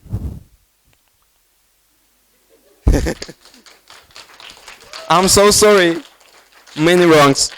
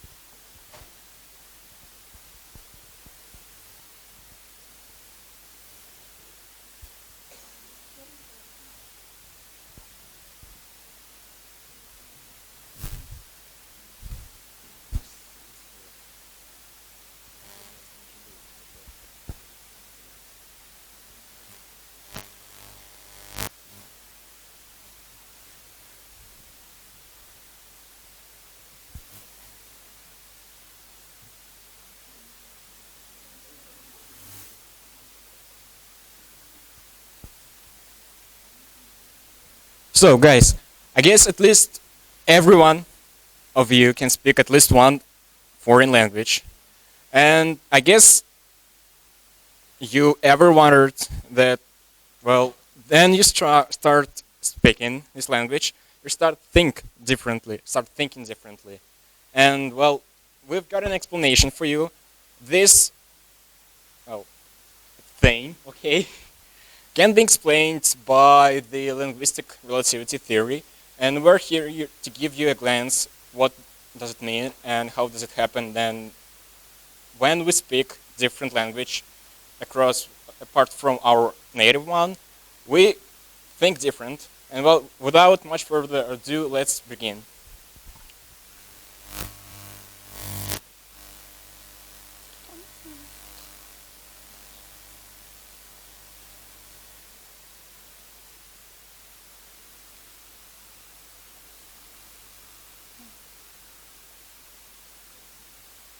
So basically, the linguistic relativity, also known as Sapir-Whorf hypothesis, that the structure of a language natively spoken by people defines the way they view the world and interact with it.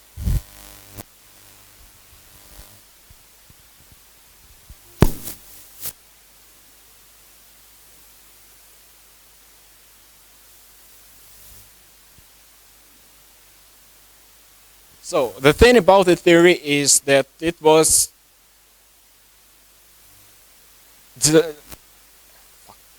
well, there actually were two branches of this theory, the strong and the weak one, and the difference is shown on the slide.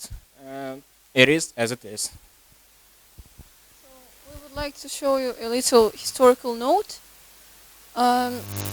So in the early 19th century, the German romantic philosopher Wilhelm von Humboldt first gave the idea of linguistic relativism, and many scientists later continued developing his notion, and those who actually managed to compile all the existing were Edward Sapir and Benjamin Lee Whorf.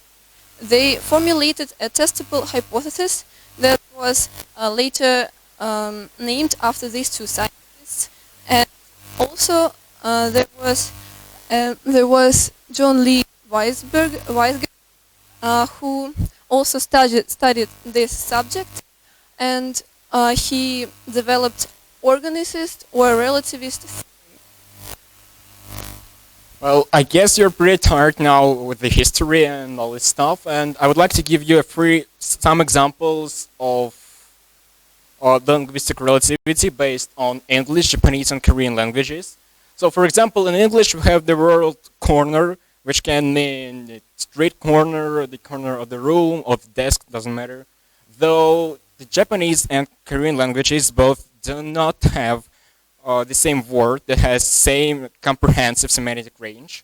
So, for example, there is a Japanese word karo, which means a projecting corner, an actual object like corner of the desk. And there is word sumi, which means and refers to inner space between convergent walls, like a corner of the room or the space in the box. So in Korean language, there are even more words. Actually, there are 3 words. The first one is kusok. It is similar to Japanese word kado. It's like projecting corner. The second one, mosori, it's equivalent to Japanese word sumi. And the third one, there goes motuni. It refers to corner on the street, like an external area of the corner of a building where you can go around the corner or, for example, meet me at the corner. So the thing is that apart and except from English speaker, Japanese and Korean speaker, they just must refer their use of the words according to the space and to their designation. Though the same thing about words I, me, and the words you. For example, all these words which are shown here, and these examples from Japanese language, they are not used indifferently. So when a Japanese speaker want to refer to someone as you, he consider a hierarchy, he considers age, so he thinks about comprehensive relationship between himself and the person he's speaking to. And the same goes to the Korean language. For example, in such countries, when you meet a new person, it is most possible for you to be asked about your age, your job, your status in the first place, and only after about your name, because it's very important for people, for Asian people, to know how to treat you the right way. Well, and concluding, well, I guess it is obvious that we can just be fascinated by our brain capabilities, who just made and who invented so many languages. And the thing is that the more languages we speak, the more languages we learn, the more versatile our personality becomes, and well, the more wise we get actually. So, and that's all. Thank you for your attention.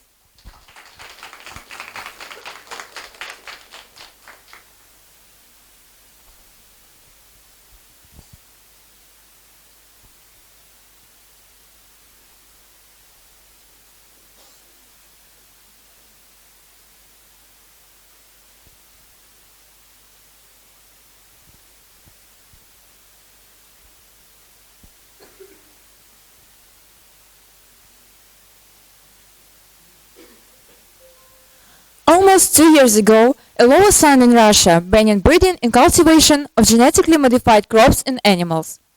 Together with the government, the society also criticizes GMOs, considering them to be dangerous and conflicting with laws of nature. Such an attitude was spread all over the world 30 years ago, but nowadays, even Judaic, Islamic and Catholic churches have accepted genetically modified food. In 2016, the National Academy of Science proved in its report that GMOs are absolutely safe for people, and a month later our government banned them. I suppose our politicians just have no idea what it is. Maybe you don't as well? Let me explain. Imagine DNA is a train which carriages consists of seeds of 4 colors. Since seeds are situated in a different order, each carriage is unique and carries its own information. In this particular train, there is a damaged carriage, making the entire train worse. In order to fix it, it's replaced with another one, taken from a better train, and there you are, our train is as good as new. Maybe its seats are in a different order, but you can still use it. This is how genetic engineering actually works.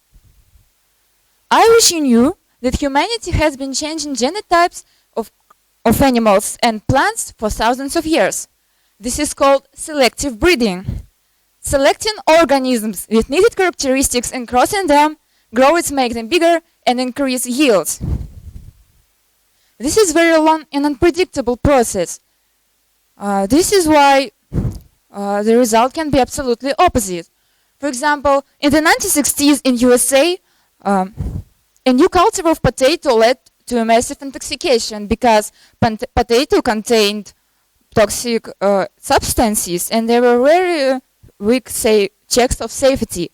Terrible, isn't it? This is where genetic engineering actually wins. Bioengineers don't have to sit and wait if plant will grow the way they expect. Genetic engineering allows them precisely and fastly reach the needed result. Due to increased controls and inspections, such food would be much safer than natural one in grocery stores. Also, since yields are rich and growers mightn't use chemicals in order to protect their crops from insects and diseases, this food is less toxic and cheaper. And finally, And finally, short life of these products, of this food, is longer due to resistance to mold. So, why the society is so fixed on possible disadvantages of genetically modified food, while there are so many pluses? Their way, they say you are what you eat. Assuming I really love apples and have been eating them every day of my life, how come I'm not an apple now? If we are speaking of transferring genes from food to people. For this reason, don't believe in everything what you have said, even me, and seek for truth. Thank you for attention.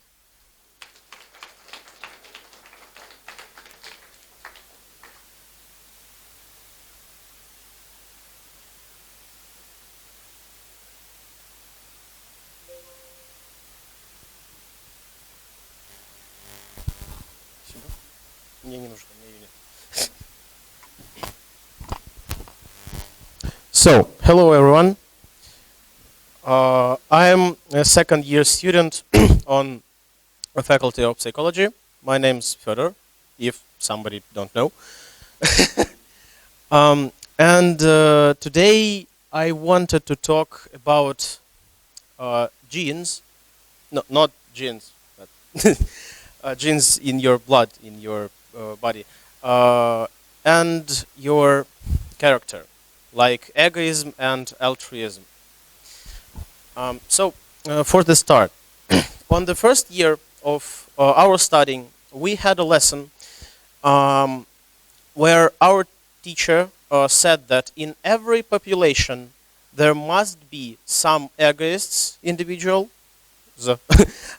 and altruist individuals due to evolution. Let me explain. Egoists are pushing progress forward because they always want to gain some advantage over others. And altruists, in their turn, they are helping to save population. Firstly, let's agree what egoism and altruism actually are. Egoism is endeavor to gain advantage over somebody else's resources, like take food by force, take temporarily abandoned house, or trick someone to take their money or something similar to this. Altruists, in their turn, they are ready to sacrifice self-well-being for the sake of population or even one single individuals. Some of them even ready to sacrifice their own life to save life of others. So, we, all of us, we can be divided on egoists and altruists, and we can know who are you in early childhood just by your blood, by the test of DNA. We can understand it in right after your birth, actually. So just imagine for a moment, what life could we have if, for example, every politician in our country would be an altruist, just because nobody even give such work to egoists? Wouldn't it be good if politicians don't steal money, for example, not just because law stops them, but because they don't want to? Some of you may say that things that I'm talking about sounds like dystopia, but I will disagree, because I'm not talking about like force altruistic people to work for the sake of community. I just saying that it would be nice to have one more procedure when somebody wants to be a politician. And this will be a long project. it will take many time, many effort, but isn't it worth it? So what a beautiful world could we build if only altruists would be politicians. Thank you.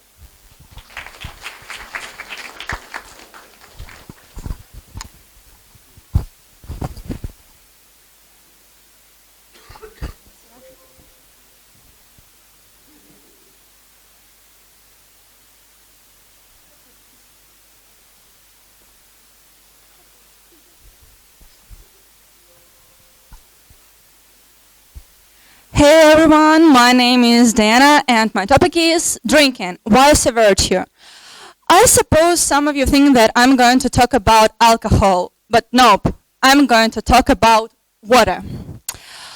Some people, there is no doubt that drinking enough of liquids each day can be good for your body, for your organism, but some people believe that the timing matters. And drinking liquids during the meal can be bad for your digestion. So, can a glass of water with your meal be as bad as everybody thinks? Or is this just another myth? So, let's discuss this question. Some people believe that drinking liquids during the meal dilutes stomach acid and digestive enzymes, making it more difficult for your body to digest food. This means that your digestive system is unable to adapt to the consistency of the meal, which is of course false. Another popular argument against drinking during the meal states that liquids influence the speed at which solid foods exit the stomach. So it reduces the meal's contact time with digestive enzymes and stomach acid, which can lead to poor digestion. Actually, there is no scientific proof to this statement, despite this may sound logical. Despite liquids do really pass through your digestive system more quickly than solids, they have no any effect on the solid's digestion speed. Also, some people claim that acidic and alcoholic drinks dries up saliva. This has some truth to it. Alcohol really decreases saliva flow by 10 to 15% per unit of alcohol. However, these mainly refer to high liquor, not beer or wine. And in regards to acidic drinks, actually they increase the secretion of saliva. And there is no scientific proof that alcohol or acidic drinks have negative effects on your digestion. Whether you drink before or during a meal, liquids play several important roles on your digestion process. First of all, they break down large chunks of food, making it easier to slide down your esophagus and into the stomach. This prevents bloating and constipation.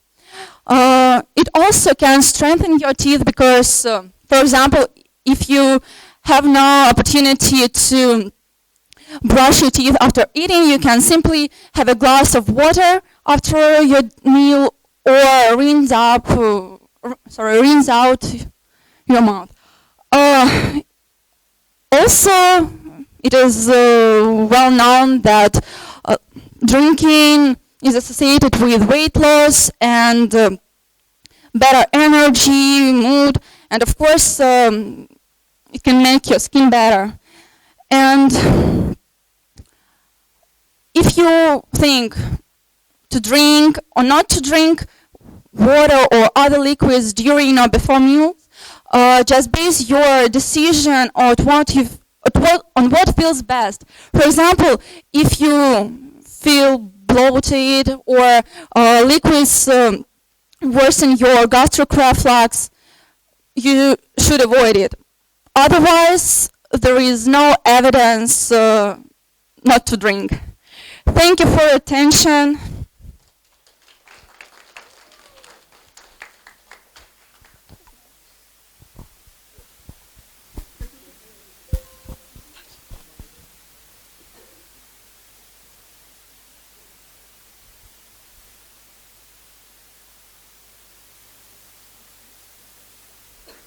Okay, hi everyone, my name is Evgeny Kuznetsov, and today I want to talk about Russian anarchism.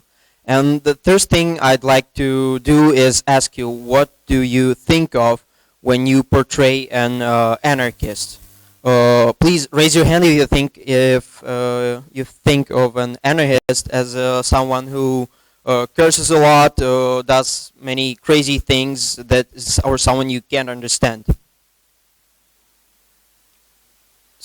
I think there's quite a lot of people who think that way, and that is why I want to talk about Russian anarchism. And to do that,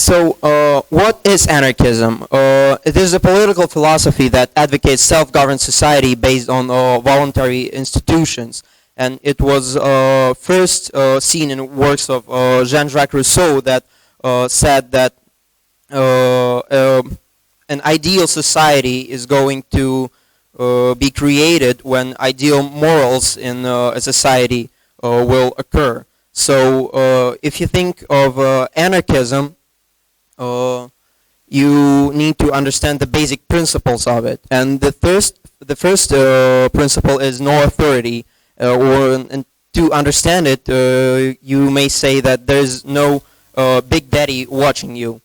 The second principle of anarchism is freedom from coercion. So there's nobody pressuring you to do something. The third principle of an anarchy society is mutual aid. That means that in a society based on anarchy, there's everyone helping everyone. The next principle is diversity. That means in an anarchistic society, there are many people of different races, or with different beliefs. The next principle, and I think the main one, is equality. That means no matter what race you are, no matter what gender you are, or no matter what you think of something, everyone is going to be equal to each other. And the last principle is brotherhood and sisterhood. That meaning that they again think of each other equally, and they enjoy this state of mind. So if you think of anarchy, you can portray it as a big family. There's no authority, everyone is equal, and they think of each other as brothers and sisters. And now I want to move to Russian anarchism, and I want to talk about how it was founded, and the main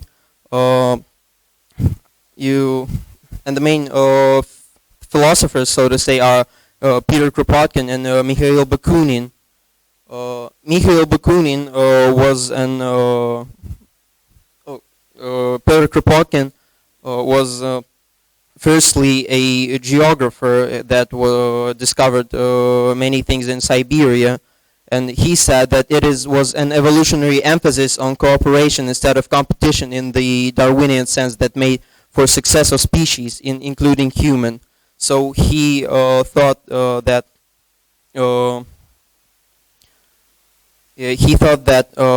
the society is built on cooperation, and he thinks that people are not willing to fight each other when in their natural state of mind. Next philosopher is Peter Bakunin. He was a revolutionary, And he said that the liberty of man consists of solely in this, that he obeys the laws of nature because he has himself recognized them as such, and not because they have been imposed upon him externally by any foreign will whatsoever, human or divine, collective or individual. That means that in this quote he says that there's not supposed to be any authority upon a person to decide what he's supposed to do. And to sum it up, I want to say that anarchy is not chaos. Anarchy is us, the whole human society, working together without limitations.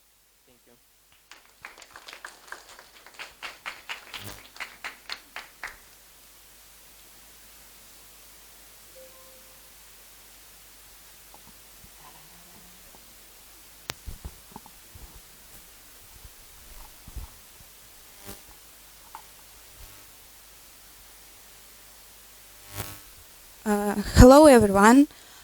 What did you dream of when you were a kid? To be a teacher or a doctor?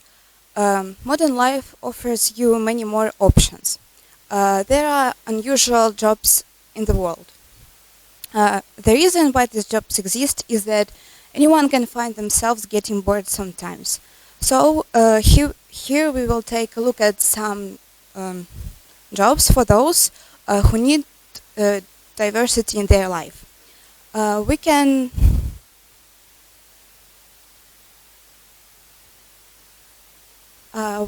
divide these jobs into two groups. The first one is intellectual jobs, and the second one is manual jobs. Let's start with the first group. It includes jobs like a feng shui consultant who uses ancient Chinese art and focuses on the flow of energy. When decorating houses, they take into account color, lighting, and organization in a room in order to ensure health, wellness, and good fortune. Or lipstick reader. This is a job for anyone who loves lipstick, and all you have to do is to read lip prints of affluent ladies at parties. What is more, you can get a good fortune for your prediction of the future.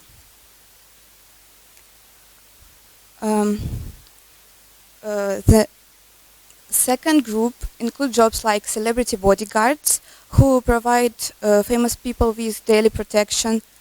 They risk their lives to save a client. The good thing is that they can earn a lot depending on where they are and who they are protecting. Or the next one is a body painter. Body painting is an engaging way for talented people to make living from their skill. They usually work at festivals or other events with large number of people. They can specialize in face painting or work at photo and video shoots that require clothing to be painted on as a part of the concept. So here were some of unusual job choices. If you want to start a new career, or if you don't pass exams, these are possible options for you. Thank you.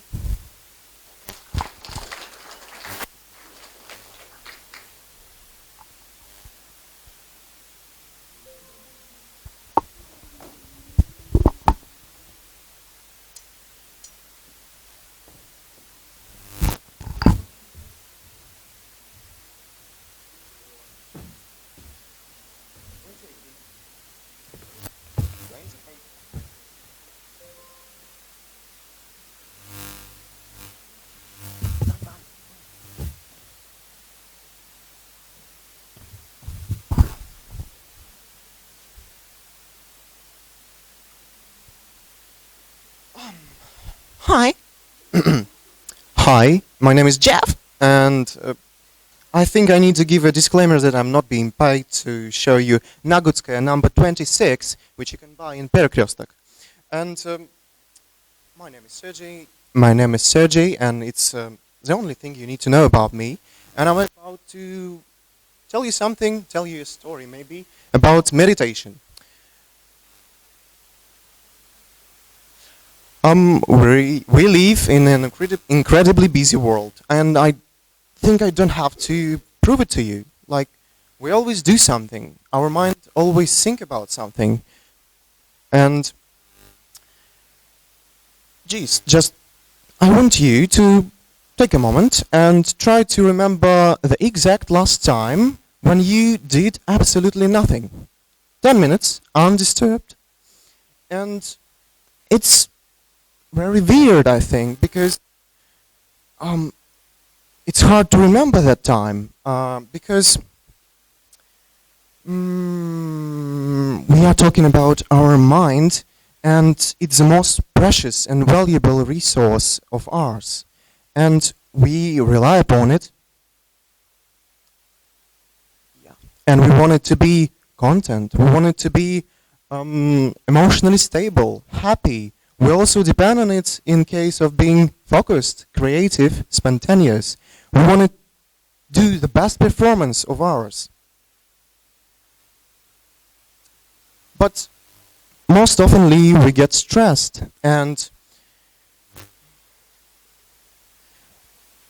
as a result we get distractions, we got incompetence, we also become unhappiness. We also got in depression.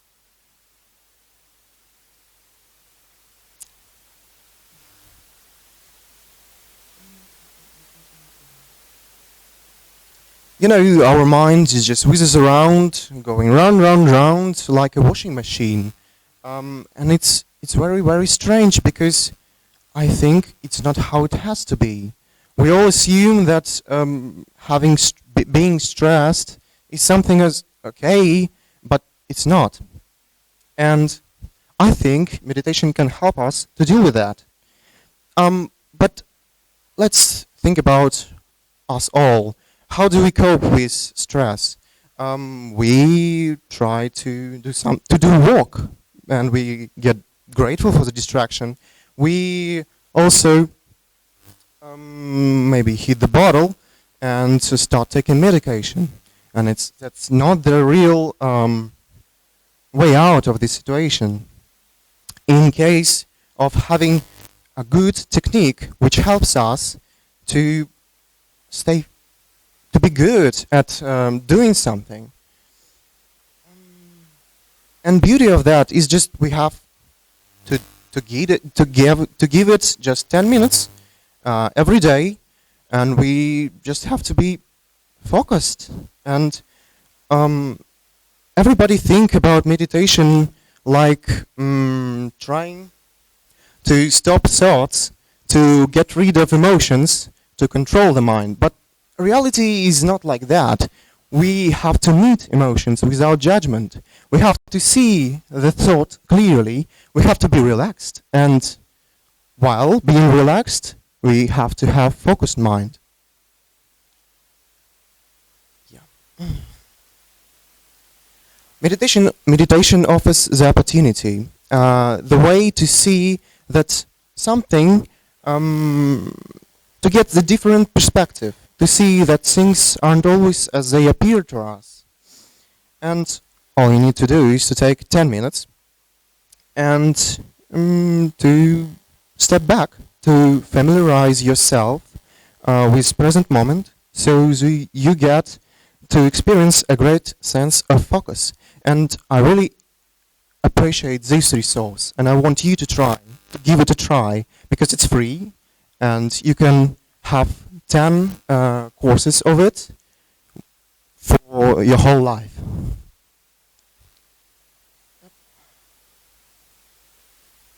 Thank you very much.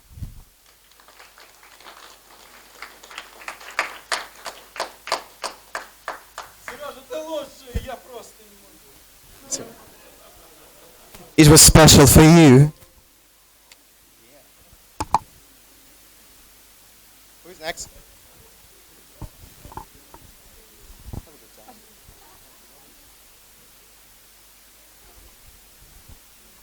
Hello, guys. I'm sorry.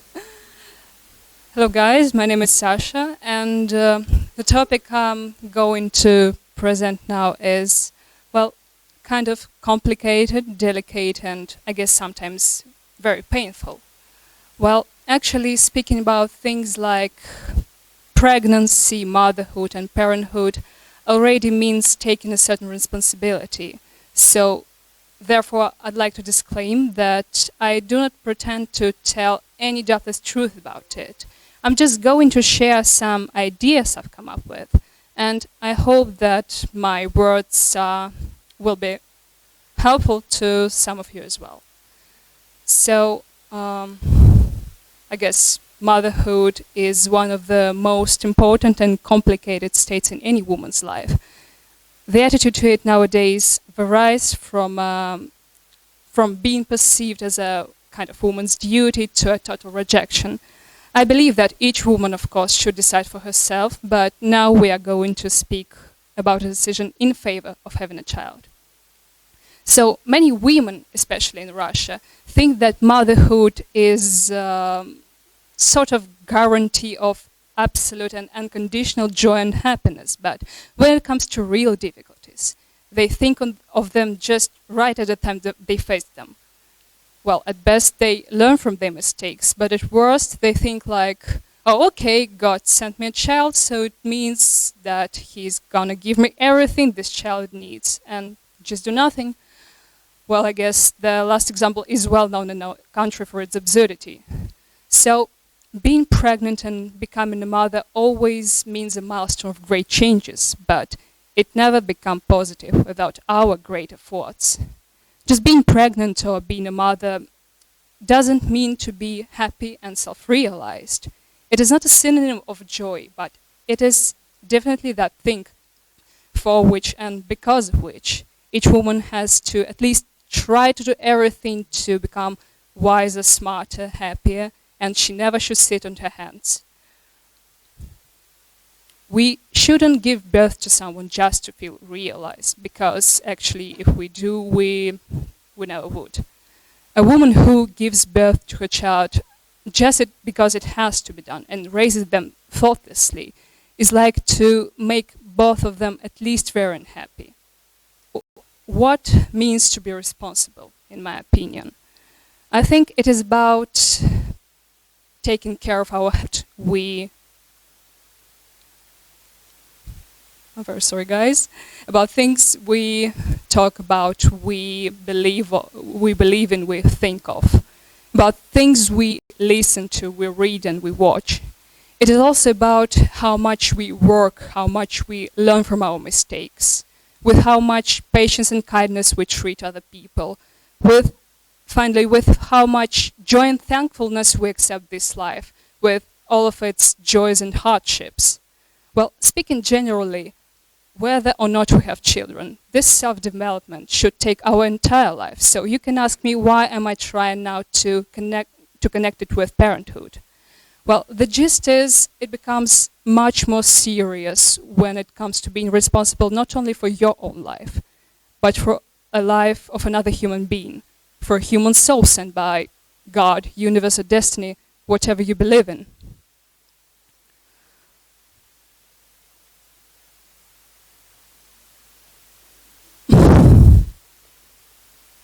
I'm sorry, guys.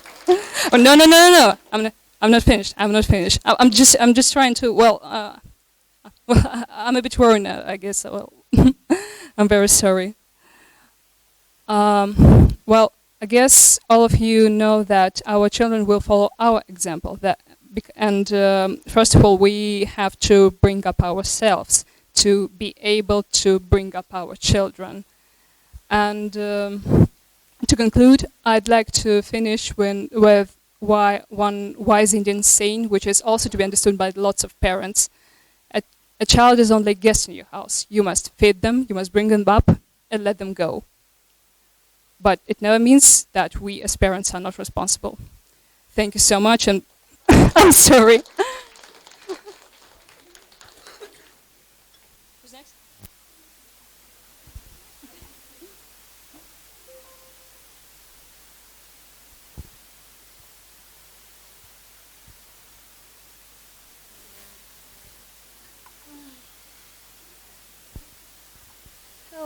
Hello.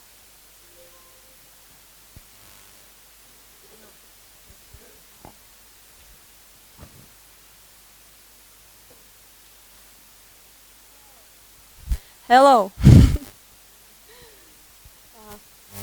My name is Ksyusha. First of all, let's ask you, how often do you see people around you smiling? For example, on your way home or in the metro. How often do you smile yourself? And let me ask you, if I ask you to smile at me as a speaker having kind of hard time with her stage fright, would you do this, please? Okay, thank you. Thank you. You see, everyone can do this. So simple and so amazing. Just make one move and get more bright, more attractive, and even more healthier. So no need to keep yourself to yourself anymore. Yes, I'm gonna tell you something good about smiling. So the thing is,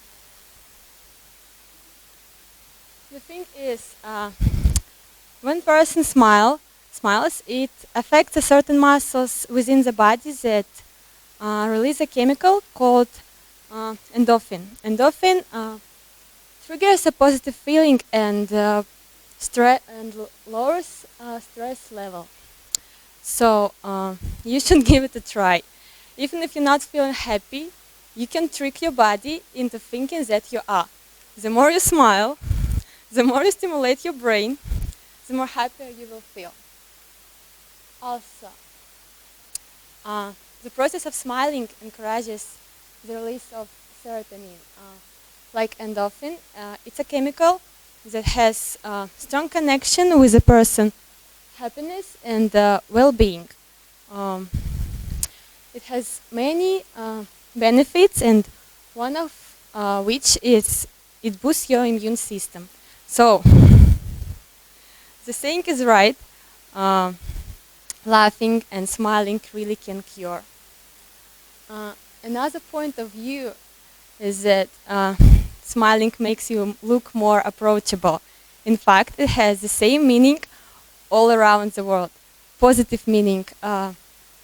Surprisingly, smiling people look even more attractive than being the right weight or even wearing a makeup.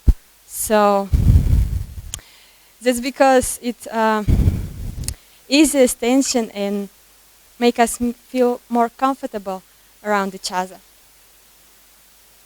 Think of it. Think of it. Smiling is very simple facial expression. It takes only 42 muscles to do, less than when you frown. Even dogs can do this. Really the easy one. But it has such unique power. It's great for your physical and mental health. It helps you with communication. It means a lot. It's a sign of love. It can be a sign of love, trust, gratitude, support, and many, many other positive things. So when I was making this presentation, I had nothing global or important on my mind. The idea was quite simple. I just wanted every of you, after hearing my speech, to get more bright, positive, and attractive. Thank you.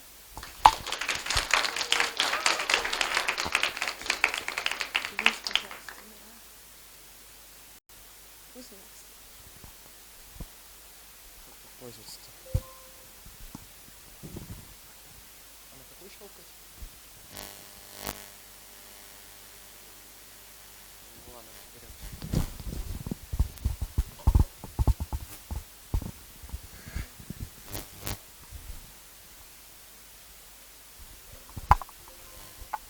Hi.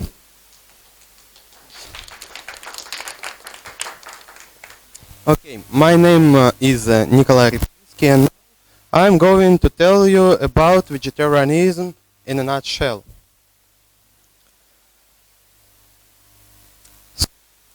Leo Tolstoy, Arthur Schopenhauer, Confucius, Buddha, Pythagoras. What do they have in common except their fame? Yes, all of them were vegetarians. As you can see, vegetarianism is not something from today or not something about Indian culture only. From the ancient times to the modernity, in different cultural areas and different countries, always we can find people who sticks to a vegetarian diet. Is it not amazing or surprising? Is it not impressive that some greatest minds of the mankind were vegetarians? Speaking generally, in my personal experience, not every person has enough knowledge and information about vegetarianism. That's why not everyone can clearly understand, is refusing to eat meat a good or bad idea? It seems to me a very important problem. That's why I want to give you some food for your brain about vegetarianism. First of all, you should know that refusing to eat any meat and fish is the main idea for the vegetarianism. Nevertheless, vegetarianism has many different varieties. Here you can see particularity of some of them. For example, ovo-vegetarians excludes dairy products, whereas lacto-ovo-vegetarians allows both dairy and eggs. What is about veganism? Veganism is a special kind of strong vegetarianism and practices the abstaining from the use of any animal product. Another important aspect is the reason why people become vegetarians. So there are some, the most popular of them. Ethical question is based on the reluctance to take part directly or indirectly in murder or infliction of suffering to animals. Your faith and religion is another side of this question. For example, from 20 to 40% of Indian population are vegetarians because of their religious convictions. No less important medical argument, which tells us that a well-balanced veg diet reduces the risk of such diseases as cancer, heart diseases, obesity, and diabetes. And of course, ecological aspect, which shows that the modern livestock industry is much more harmful for our ecological system than the whole transport industry. So the logical question is, for what is that all? As for me, I don't think we live in the best world, but I do believe vegetarianism is a good chance for each of us to save our health, to save the health of our planet, to save billions of lives, and to make our world better.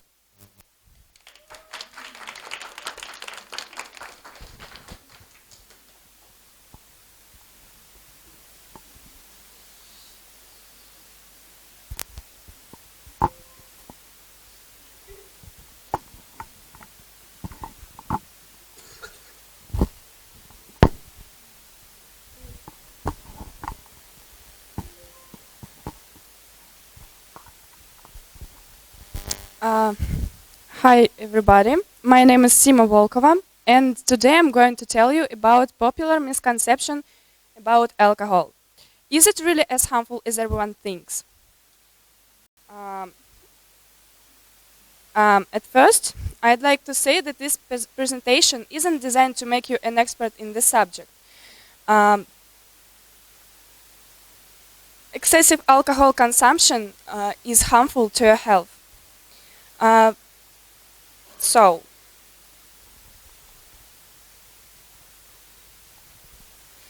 Researchers found that moderate drinking alcohol is defined as having up to 1 drink per day for women and up to 2 drinks per day for men. And here is a list of 5 ways that drinking alcohol in moderation might benefit your health when you are of legal drinking age, of course. Firstly, it can lower your risk of cardiovascular disease. Alcohol raises levels of special protein, HDL, which helps to prevent the formation of small blood clots that can block arteries, which are the main cause of many heart attacks. This finding is applicable to both men and women who haven't been previously diagnosed with any type of cardiovascular disease. Secondly, it can lengthen your life. Drinking less than 4 or 2 drinks per day for men and women could respectively reduce the risk of death by 18%. Alcohol, wine above all, is the best partner of your lunch or dinner. But that's all. The rest of the day must be absolutely alcohol-free. Thirdly, it can improve your libido. Newer research has found that moderate drinking might actually protect against erectile dysfunction in the same way that drinking red wine lowers your risk of heart attacks. In 2009, researchers found that the chances of erectile dysfunction were reduced by 25 to 30% among alcohol drinkers. It can decrease chances of developing dementia. Moderate drinkers are 23% less likely to develop Alzheimer's disease and other forms of dementia. Researchers found that small amounts of alcohol might in effect make brain cells more fit. So, and the last one, it lowers the chances of diabetes. Healthy adults who drink 1 or 2 glasses per day have a decreased chance of developing type 2 diabetes in comparison to those who don't drink at all. And in the end, I'd like to say that all of these benefits are not related with drinking 1 or 2 glasses of vodka or something like this. Strong alcohol can be harmful for you and led you to some awkward situations, if you know what I mean. Thank you for attention.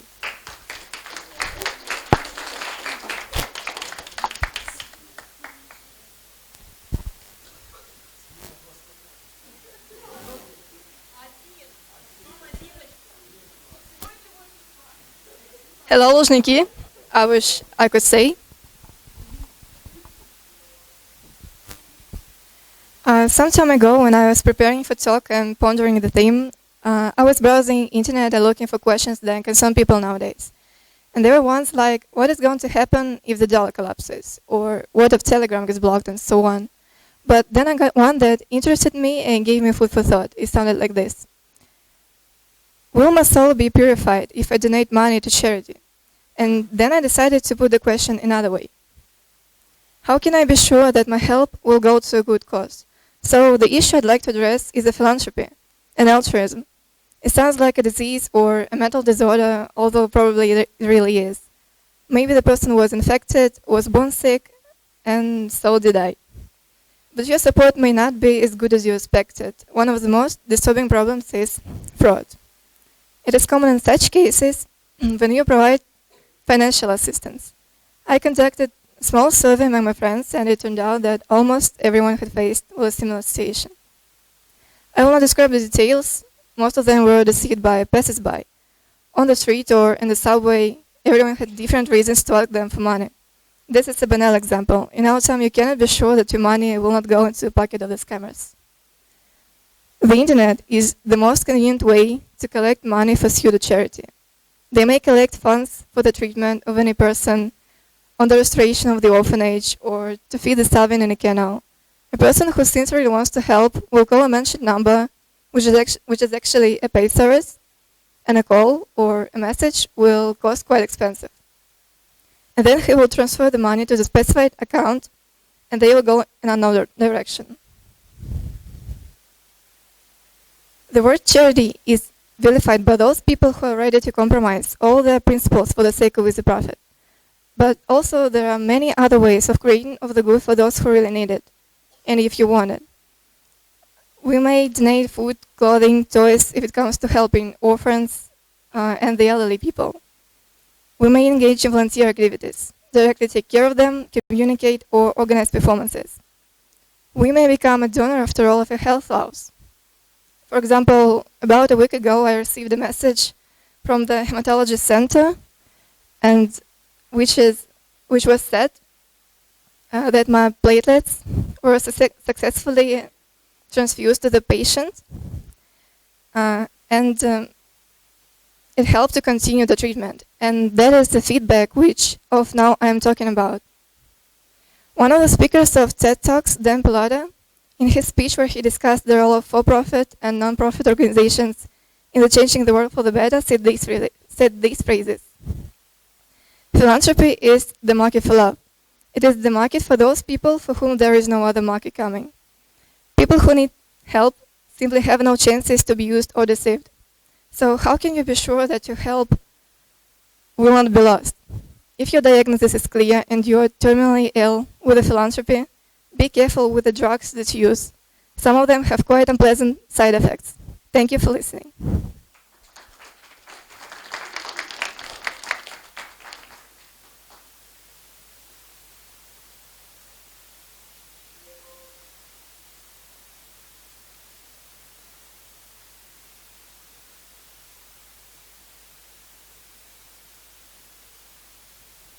Кто следующий? Who's next? How does it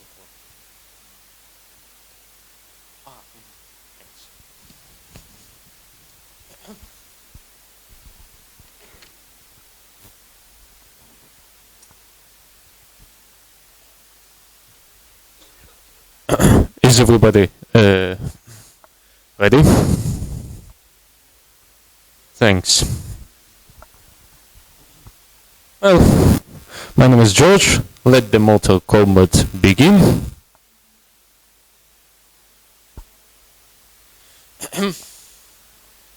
Now, Eastern Asia.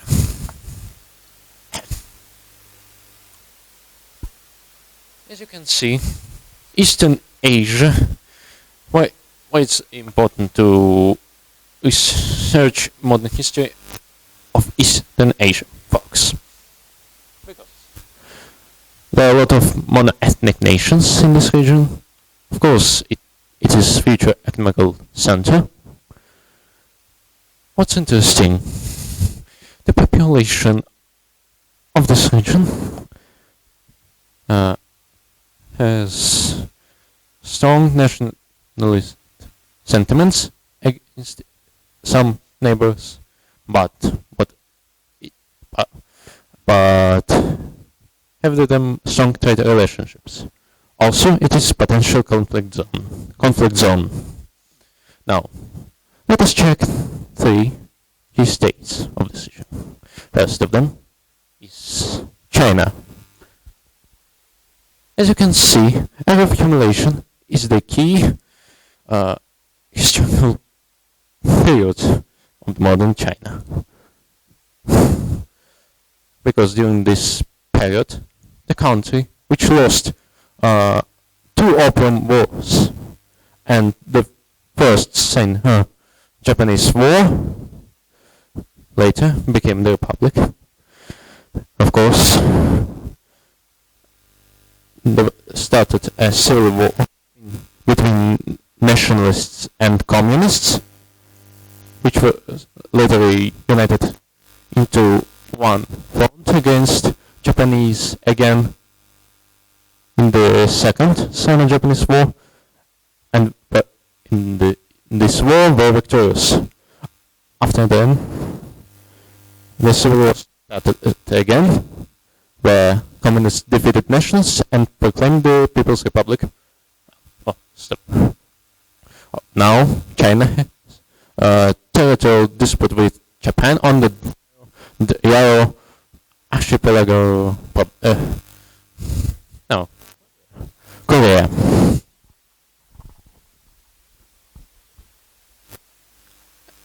as you know, at the beginning of the 12th century, Korea was the part of Japan as the government general. Japanese pursued a policy of economical modernization and cultural assimilation. Of course, this policy stopped after Japanese surrender in World War II. After World War II, you know, the Korea was divided, split between Soviets and Americans. So in the north, Kim Il-sung's regime was established, and Lee Soo-man's regime was established in the south, and the process of split was ended after Korean War. Also,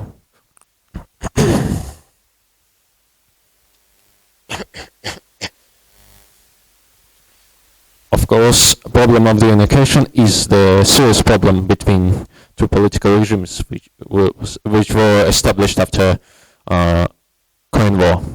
But now, less people in the south support the unification. However, South Korea has territorial dispute with Japan on Langkut rocks, Tokto in the Korean language and Tokusin in Japanese. Now, Japan, former great power, which lost its status, of course, after World War II, and became a state without army. Also, some of government members were imprisoned, and others were executed, and later were buried in the Yasukuni shrine.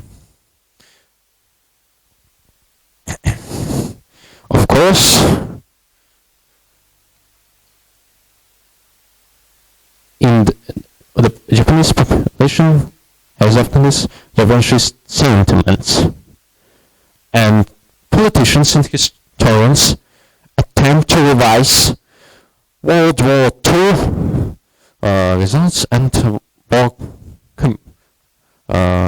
crimes committed by Japanese. Of course, the Japanese Prime Minister, Japanese Prime Minister Shinzo Abe sometimes visits Yasukuni Shrine, what provokes usually diplomatic scandals with China and Korea. So, there are the reasons why the history are under serious pressure in these countries. The main reason is this standard political populism as the reason to use the previous one, I mean unhealed wounds, to distract people from serious problems. Of course, they have serious problems. So, what is important to research modern history is in Eastern Asian countries. Modern history is an example. First principle, try to be objective and be both positive and negative sides of every historical fact. Consider all historical facts on the historical situation and social economical processes during these periods. Also, methods. Receive additional information on poorly studied historical facts. Classify all historical phenomena. Expand the internal mechanisms of development and functioning of phenomena, and analyze the dynamics of historical processes. Also, remember, if you want to understand modern history better, you should study historical events of different countries. I hope that what I said will be useful for historical science researchers. Thank you very much.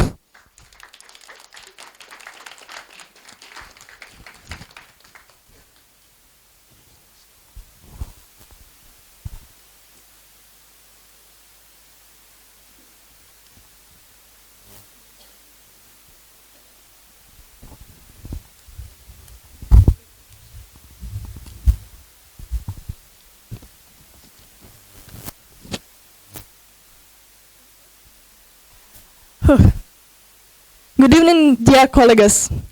It's my first conference and it's so stressful for me. I can make stupid mistakes, but it doesn't stop me because the speaking is more important than how I can do it. I am determined to speak to the audience because I want to broaden my skills. I just challenge myself. Some time ago, I thought, oh my God, why I'm doing this? I'm so stressed.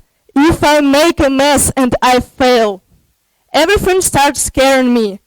My voice and pronunciation, the text and presentation. I'm sure everybody has faced a similar situation. I want to share some thoughts about it and topic of my presentation, comfort zone. Confidence inside, or vulnerability outside. First, what is comfort zone? I think this area like is quite cozy place and we feel so confident and safe inside. It's the same people, the same actions, the same thoughts. That's why so many people are stuck in this circle. But a comfort zone has pluses. First, stability. We don't risk losing what we have. The next, feel comfortable. We have all necessary we need. Absent of stress, we avoid difficult situations. And no lose. We protect ourselves from failures of our image and different situations. Yes. A comfort zone is a beautiful place, but can we make progress inside? I think just a little. If you want to make a progress, you have to establish new goals and communicate with new people. It means new environment, and new environment means an escape, your comfort zone.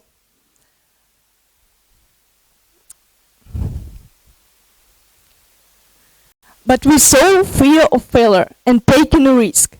Many people think successful people are not similar to us.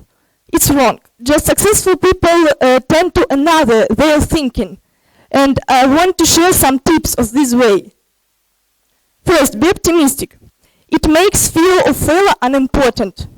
Any failure is your experience.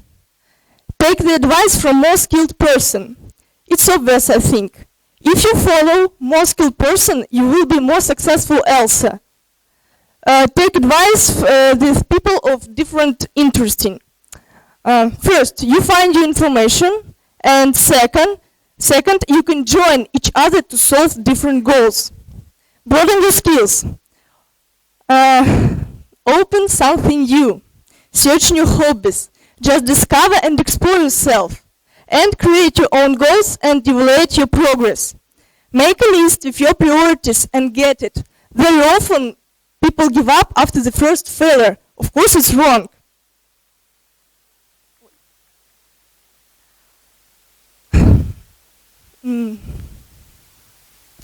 When we increase our comfort zone, we can cope with difficult situation better than before. We feel comfortable in uncomfortable situation. When we increase our comfort zone, we are so nervous and vulnerable. Sometimes it's so hard, like now. But when we reach a goal, we experience magic feelings. We can more than thought. And remember, if you do what you've done, You will get what you've got. Thank you for attention, guys.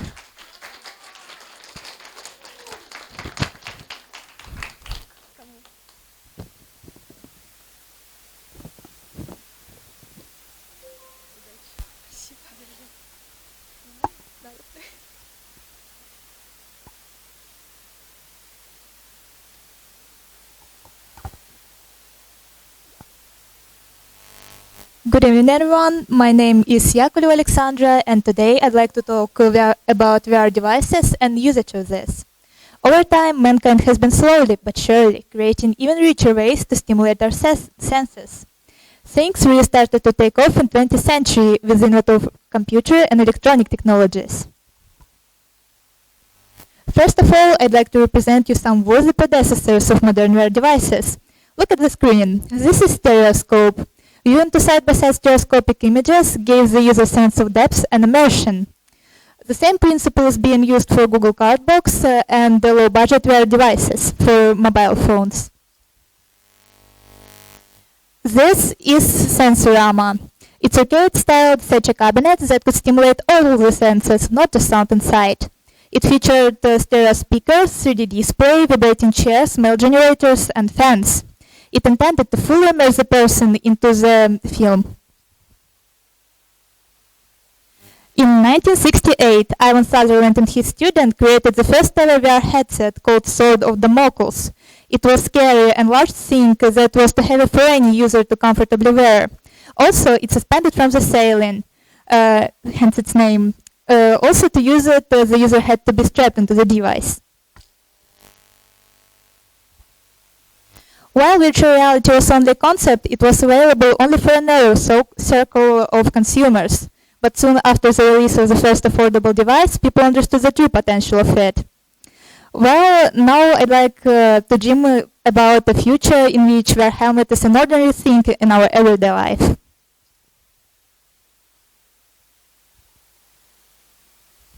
Adventurers can often face the problem of a budget to make all the dreams come true. Well, now adventurer, you can satisfy at least part of your dream with a VR helmet. You can walk around the ancient street or enjoy sunset on a seashore. Acoustic system can help you to fully immerse into the delightful atmosphere. Also, I think that VR devices is a good way for disabled persons to travel around the world. Also, you have an opportunity to be in places you have never dreamed about, other planets, cosmic stations, or an ocean bed. Education is a sphere which has adapted virtual reality for learning and studying situations. It enables to represent a complex data in an accessible way to students, which is both fun and easy to learn. Healthcare is another sphere to work with. With VR technologies, we can simulate surgery, train skills, or treat phobias. Also, students of such serious professions such as doctor, architecture, or pilots can train in for the first grade and so reduce potential number of human victims in future. Virtual reality is being adopted by business community in a number of ways, which include virtual tour of a business environment, training of new employees, or 360 view of a new product. Also, many businesses have accepted virtual reality as a cost-effective way of developing a new product or services.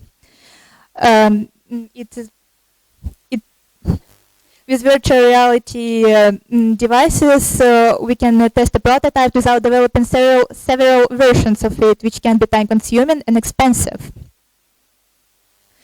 Well, this was only a short list where we possibly can see virtual reality devices in the future. It continues to grow every day, and I'm sure that soon we will see those in spheres we have never dreamed about. Thank you for your attention.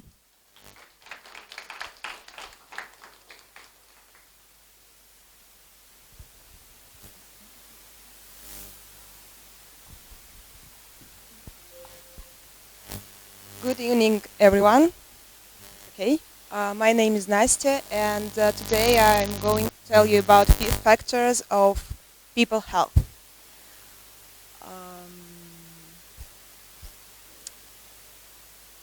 Once upon a time, one teacher told us, me and my classmates, about the table of Global Organization of Healthcare.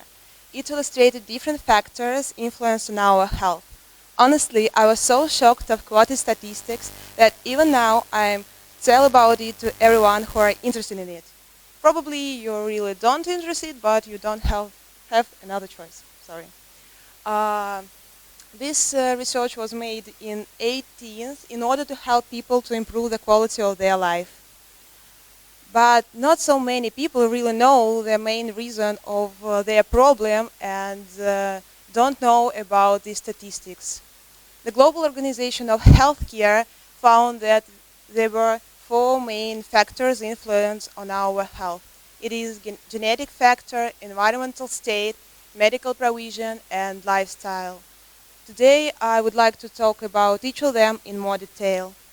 In the first place is a medical provision. It takes 10-15% of health damage. It is imply a low quality of healthcare from the side of our hospital and a lack of permanent control medical, a lack of permanent medical control of health dynamics. It sounds horrible, but it stands on the first place in this table and takes the lowest percent of damage on our health. After this is a genetic factor. It takes 15-20% of damage. What is it? It is some hereditary disease and violation. Also, it can be a predisposition for some sickness which you can get from your relatives. It sounds horrible, but if earlier you blamed your relatives in all your life problems, especially health problems, you should to reflect, because it's just 15%. On the third place is environmental state. Yes, 20-25%, a little bit more, but still a few. It is include various pollution, unfavorable climate condition, and living condition. Also, it can be different pollution. I don't know. I think everyone knows what is it. So the next and last factor is lifestyle. It takes 50-55% of damage. It is more than those 3 combined. It's not only bad habits or unhealthy food, but also about our surrounding. It can be your relationships with colleagues, friends, family. It is your job and place you visit. It can be even the rubbish on the streets. It's not about pollution, but about physiological impact. And on the question, what's the main reason for our problem, the answer, we are. So in conclusion, I would like to tell that usually we don't see the real reason for our problem, or we don't want to see it. It is much easier to blame someone than start to change something by yourself. We're afraid of responsibility, but we don't understand that this responsibility for our future and for our life.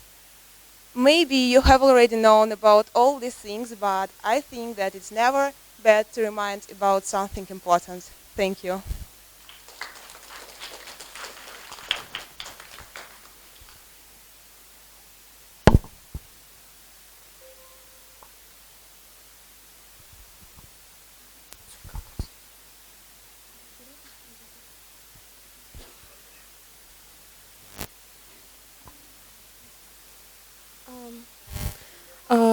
The music of South Korea has greatly evolved over the decades since the end of the Korean War.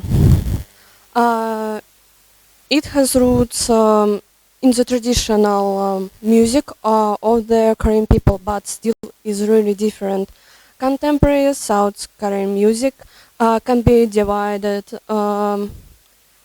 into 3 main categories: traditional Korean, traditional Korean music, folk music, popular music or K-pop, and Western-influenced non-popular music. Traditional Korean music was brought to H under the Lee kinds of Joseon dynasty. Imperial Japan's annexation of Korea surprised Korean music from 1905 to 1945. A brief post-war period revived folk and patriotic music. By 1951, Korea was split into the Democratic People's Republic of Korea and the Republic of Korea. Korean traditional music, folk and country music.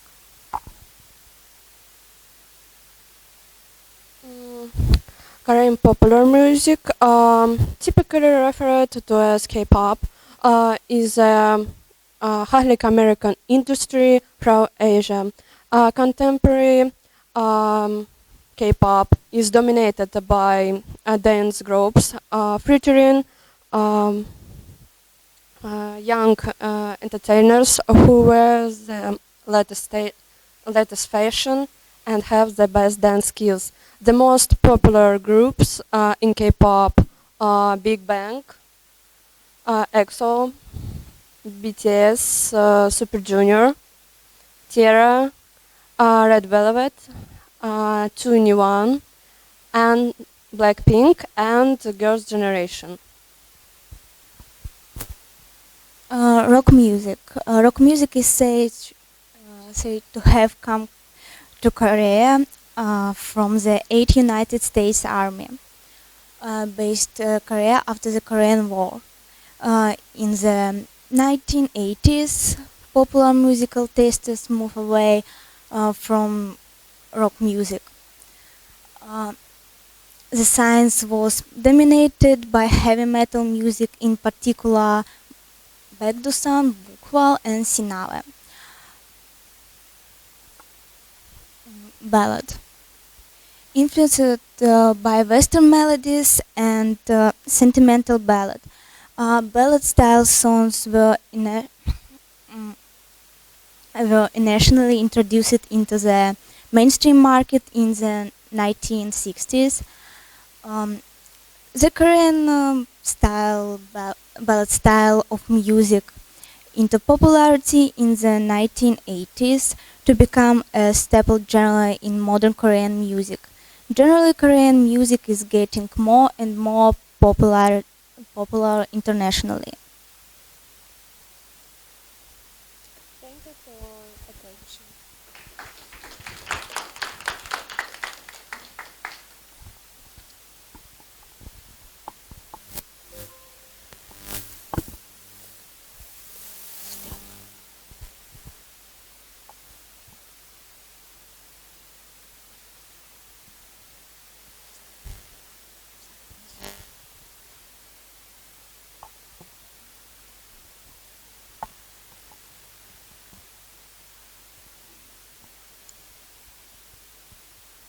Come! I adore foxes, and I'm not the only one. Foxes had been mentioned in many various myths and legends through the time all around the world. But the most interesting stories ever told about foxes were told in Japan. A Japanese name for a fox is a kitsune. All kitsunes are believed to possess superior intelligence and wisdom, long life, and different paranormal abilities that grow even stronger with the fox age. To name such abilities would be tricking and mocking people. They could also easily convince people if they are right, so they have to be good psychologists as well. Foxes usually do the shapeshifting. They can create fire from nothing, and that is called the foxfire usually. Also, they could turn into humans and even possess human bodies just like our Western demons. Now, a kitsune grows a new tail for every century, and it can grow up to 9 tails maximum. The number of tails usually symbolizes kitsune's age, powers, and wisdom.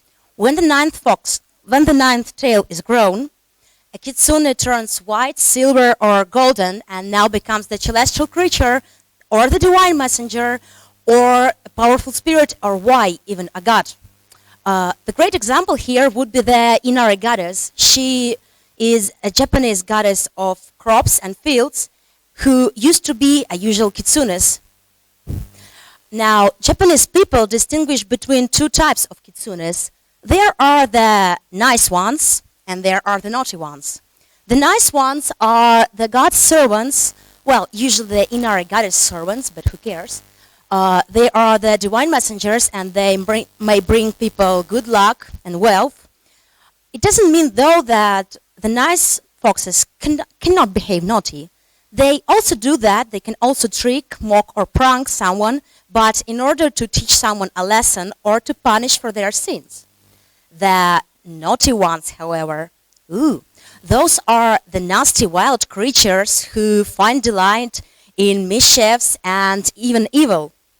They are sly and very tricky, and they love bringing nuisances and mocking people just for fun. And they also bring the bad luck. Those could usually be found in many traditional stories and fairy tales where foxes behave as total badasses, honestly.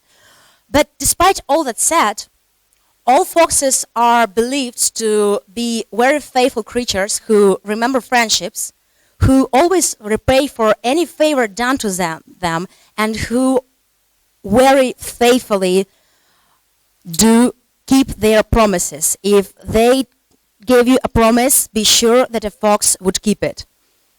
And if you say that nowadays the foxes are just stories and it's gone long, it's all gone, well, let me prove you're being wrong. Nowadays, foxes could be met in Japan, in restaurants, for example. These are the fried tofu and the inari sushi. They are believed to be foxes' most favorite food. But usual mortals also find the taste to be quite delightful. And by the by, if you want to please a fox or to make friends with it, come on, just try offering it some fried tofu. She might fall for that. Also, foxes could be met in many shrines all around Japan. For example, this is the Inari Shrine in Kyoto. Now, how many foxes can you see here?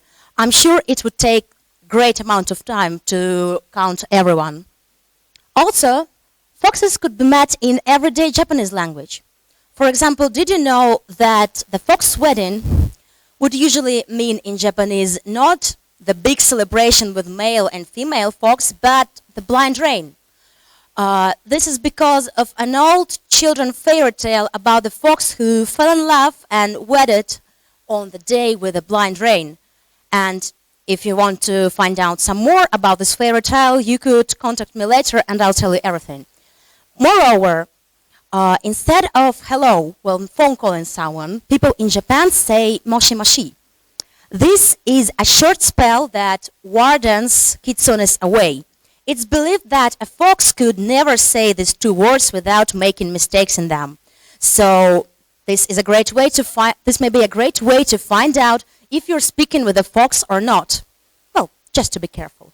But I guess kitsunes are now very often associated with the pop cultures. Nowadays, kitsune could be met in mass media. They are one of the most popular and most well-recognized characters of movies, songs, books, TV series, anime, manga, and etc. Want me some proof? Well, for example, the Fox Summer TV series, or the Fox Wedding song written by Masterworks design Vocaloid producer, or all those pretty anime characters with fox tails and the fox ears, like for example the one from Inari in Our Home, or from Go Google It Kokuri-san, or from Nice to Meet You Kami-sama, or I could go forever, honestly. Foxes are truly amazing, but what amazes me more are people themselves.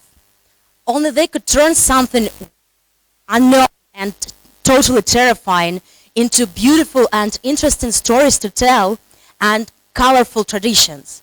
And I do hope people would keep doing that. I do hope people would keep discovering new things, because sometimes just behind the thin wall of fear there might lie something truly magnificent. So please don't be afraid to step outside that cage of fear and find out something new. Please do keep discovering magnificent things, and please do keep being amazing, you people. Thank you.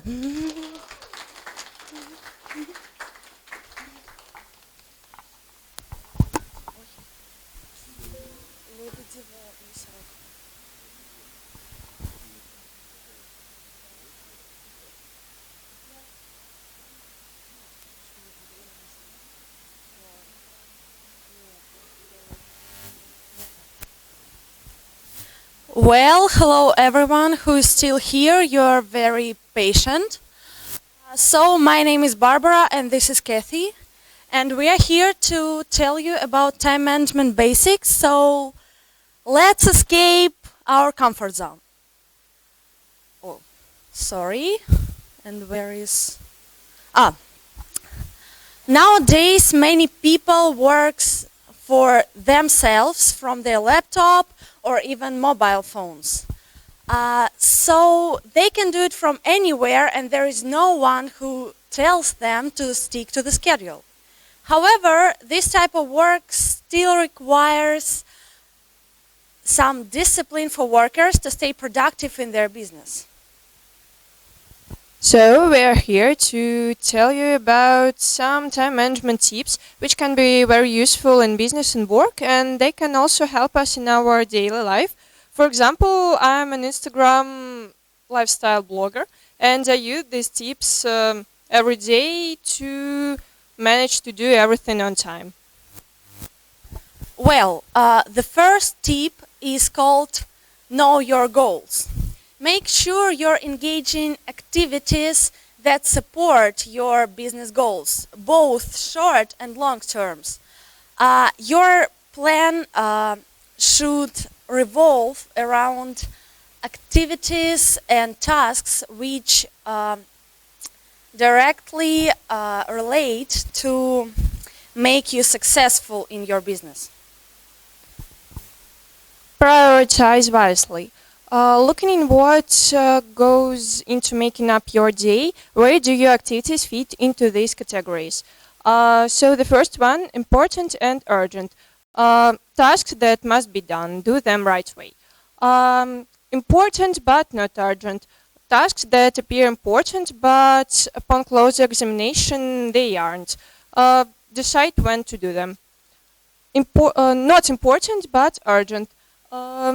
Tasks that make the most noise, but when accomplished, they have little or no lasting value. Delegate this if possible.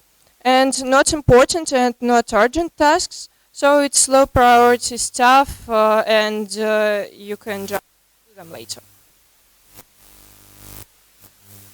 So be able to say no. Well, you are the boss, and if you have to decline a request in order to attend to what's truly important and urgent, don't hesitate to do so. Be prepared to move on to more productive tasks. The third one is think on paper. Take a piece of paper and write down everything you intend to do. Include really everything, even your plans to work out or eat healthy lunch, or prepare dinner for you and your family. As a must, write down your important and urgent tasks and check them off as you complete each one. This will motivate you to do more of them. The next one is called avoid distractions. Checking your email or other social networks makes getting off track entirely too easy. It starts with just one message, and before you know it, you're several hours into your day and you still haven't started working on your number one task. So relatable, isn't it? So, the best advice I can give you is keep your phone away or keep it off while you're working to avoid distractions from your most important tasks. And the last one, take care of yourself. Be sure to get plenty of sleep and exercise. An alert mind is a high-functioning mind and one that's less tolerant to time-wasting activities. Also, don't be afraid of relaxation and having fun.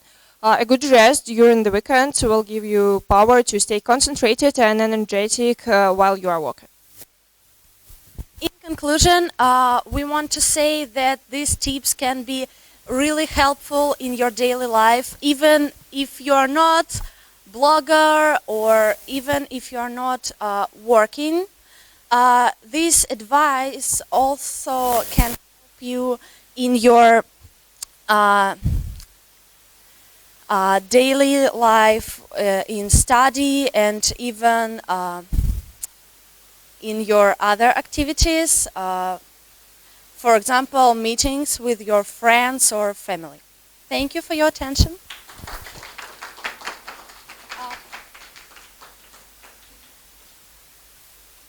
Who's next?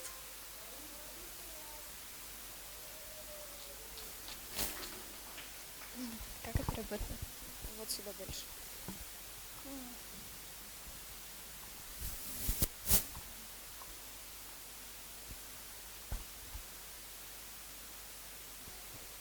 Hi guys. Hi guys. Yeah, perfect. So hello everyone.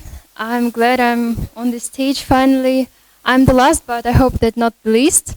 And we are at the finish line. Yeah, after this presentation, we're going to finish this wonderful Gaugn Talks, and I hope that we will repeat it next year. Sorry, it's not my presentation. Well, I'd like to talk to you about how you can make your ideas come true in financial way. Well, the answer is crowdfunding. But what is crowdfunding? Well, crowdfunding is a process when many people not connected to each other invest in a single project. As a term, crowdfunding, it appeared only in 2006, but as an idea, it had been known before. For example, do you know the monument dedicated to Minin and Pozharsky on Red Square? For sure you know it. This monument appeared thanks to Russian citizens in the 9th century when they collected money by themselves. This is the example of a donation-based crowdfunding.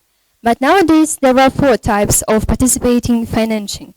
The first one is equity-based funding. This funding offers the investors to have a proportional stake in profit. The second one is rewarded-based. This means that the investors got a physical stuff as a reward for their donation. The third one is lending-based. Involves the lending money, it's for sure. And the last one, but for sure it's not the least, and the oldest one, by the way, it's donation-based. It means that investors got nothing in exchange, but they believe in your idea and it's wonderful. Well, there are lots of crowdfunding platforms where you can find the support.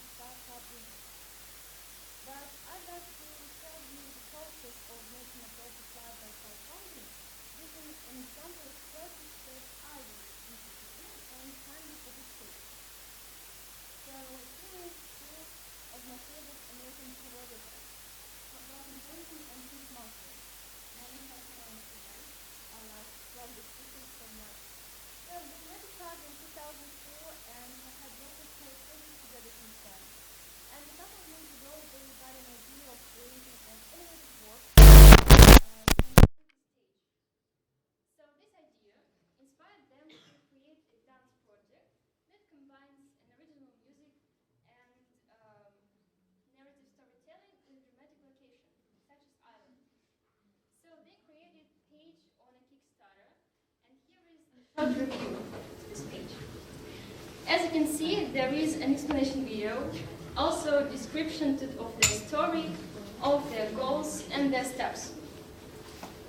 You can see the introduction of the group, of the team, with all biography details, and the budget, everything is transparent. And also they talked to people about the risks and challenges, as they were planning to involve local dances in the performance after COVID as an experience of a full, deep touching art. So also on the right side you can see information about some profits for each donation as an example of reward-based funding, as I was talking before. And finally, they reached the goal. They got $15,000, even got more, and started the production. On the YouTube channel, we could monitor the process of filming and rehearsals. And after they finished their movie, they went on a world tour promotion. And finally, after 2 years, they visited Moscow this February and had only one performance, unfortunately, but I was there and it was magnificent. It was so inspiring, and the crew also talked to the audience, and they talked about the inspiration, the art, the skills, the believe in yourselves, and borders. And I was so upset that they had only one performance because it was truly, truly inspired. But I'd like to share with you a part of this magnificent show. Now the show kindly, because there hasn't been yet a full movie or a recorded performance in the internet because they're still on tour. But we can see a part of official trailer, and I hope that it inspires you and you find something which will deeply touch you. So could you please click the video?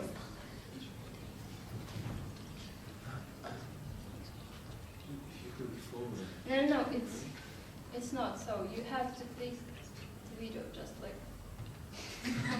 Sorry. Nope.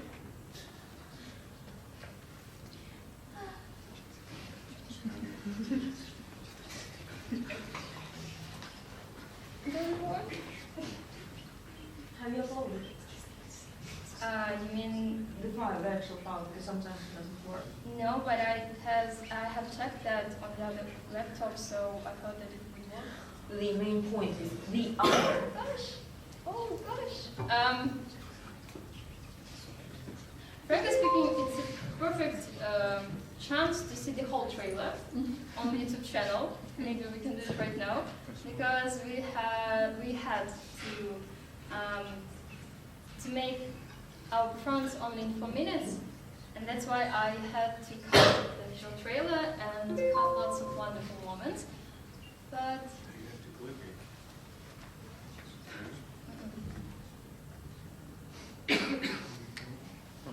okay, guys, I will describe you what happened in this video. Well, as I have told you, the location of this movie took place in Ireland, and there is a story about a girl who is searching for the home, but the home is not for sure a house. It's a place where you feel comfortable and where you have some people who support you.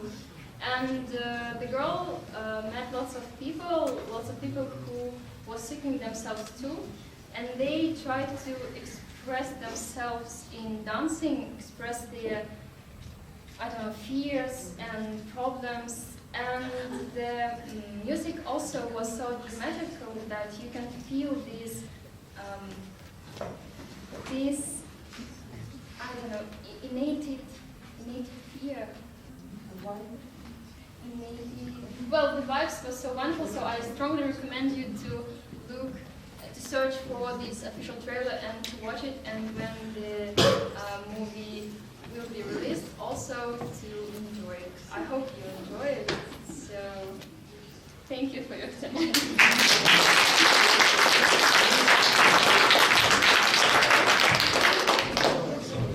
You've done it! Yeah! Well done! Give yourself a round of applause. There is a reason we have to use the mic, because we have YouTube translation, and about 12 million people are really watching us right now. Hello, guys! And the voice is connected to the microphone. Okay, the thing we're going to do before we leave, first of all, thank you very much for staying, for remaining here. I love you guys that you are still here. Let's take a big picture of us. Vic, may we ask you to take a picture of us? Let's come here and stay somewhere. Maybe. Okay, let's climb on the stage back.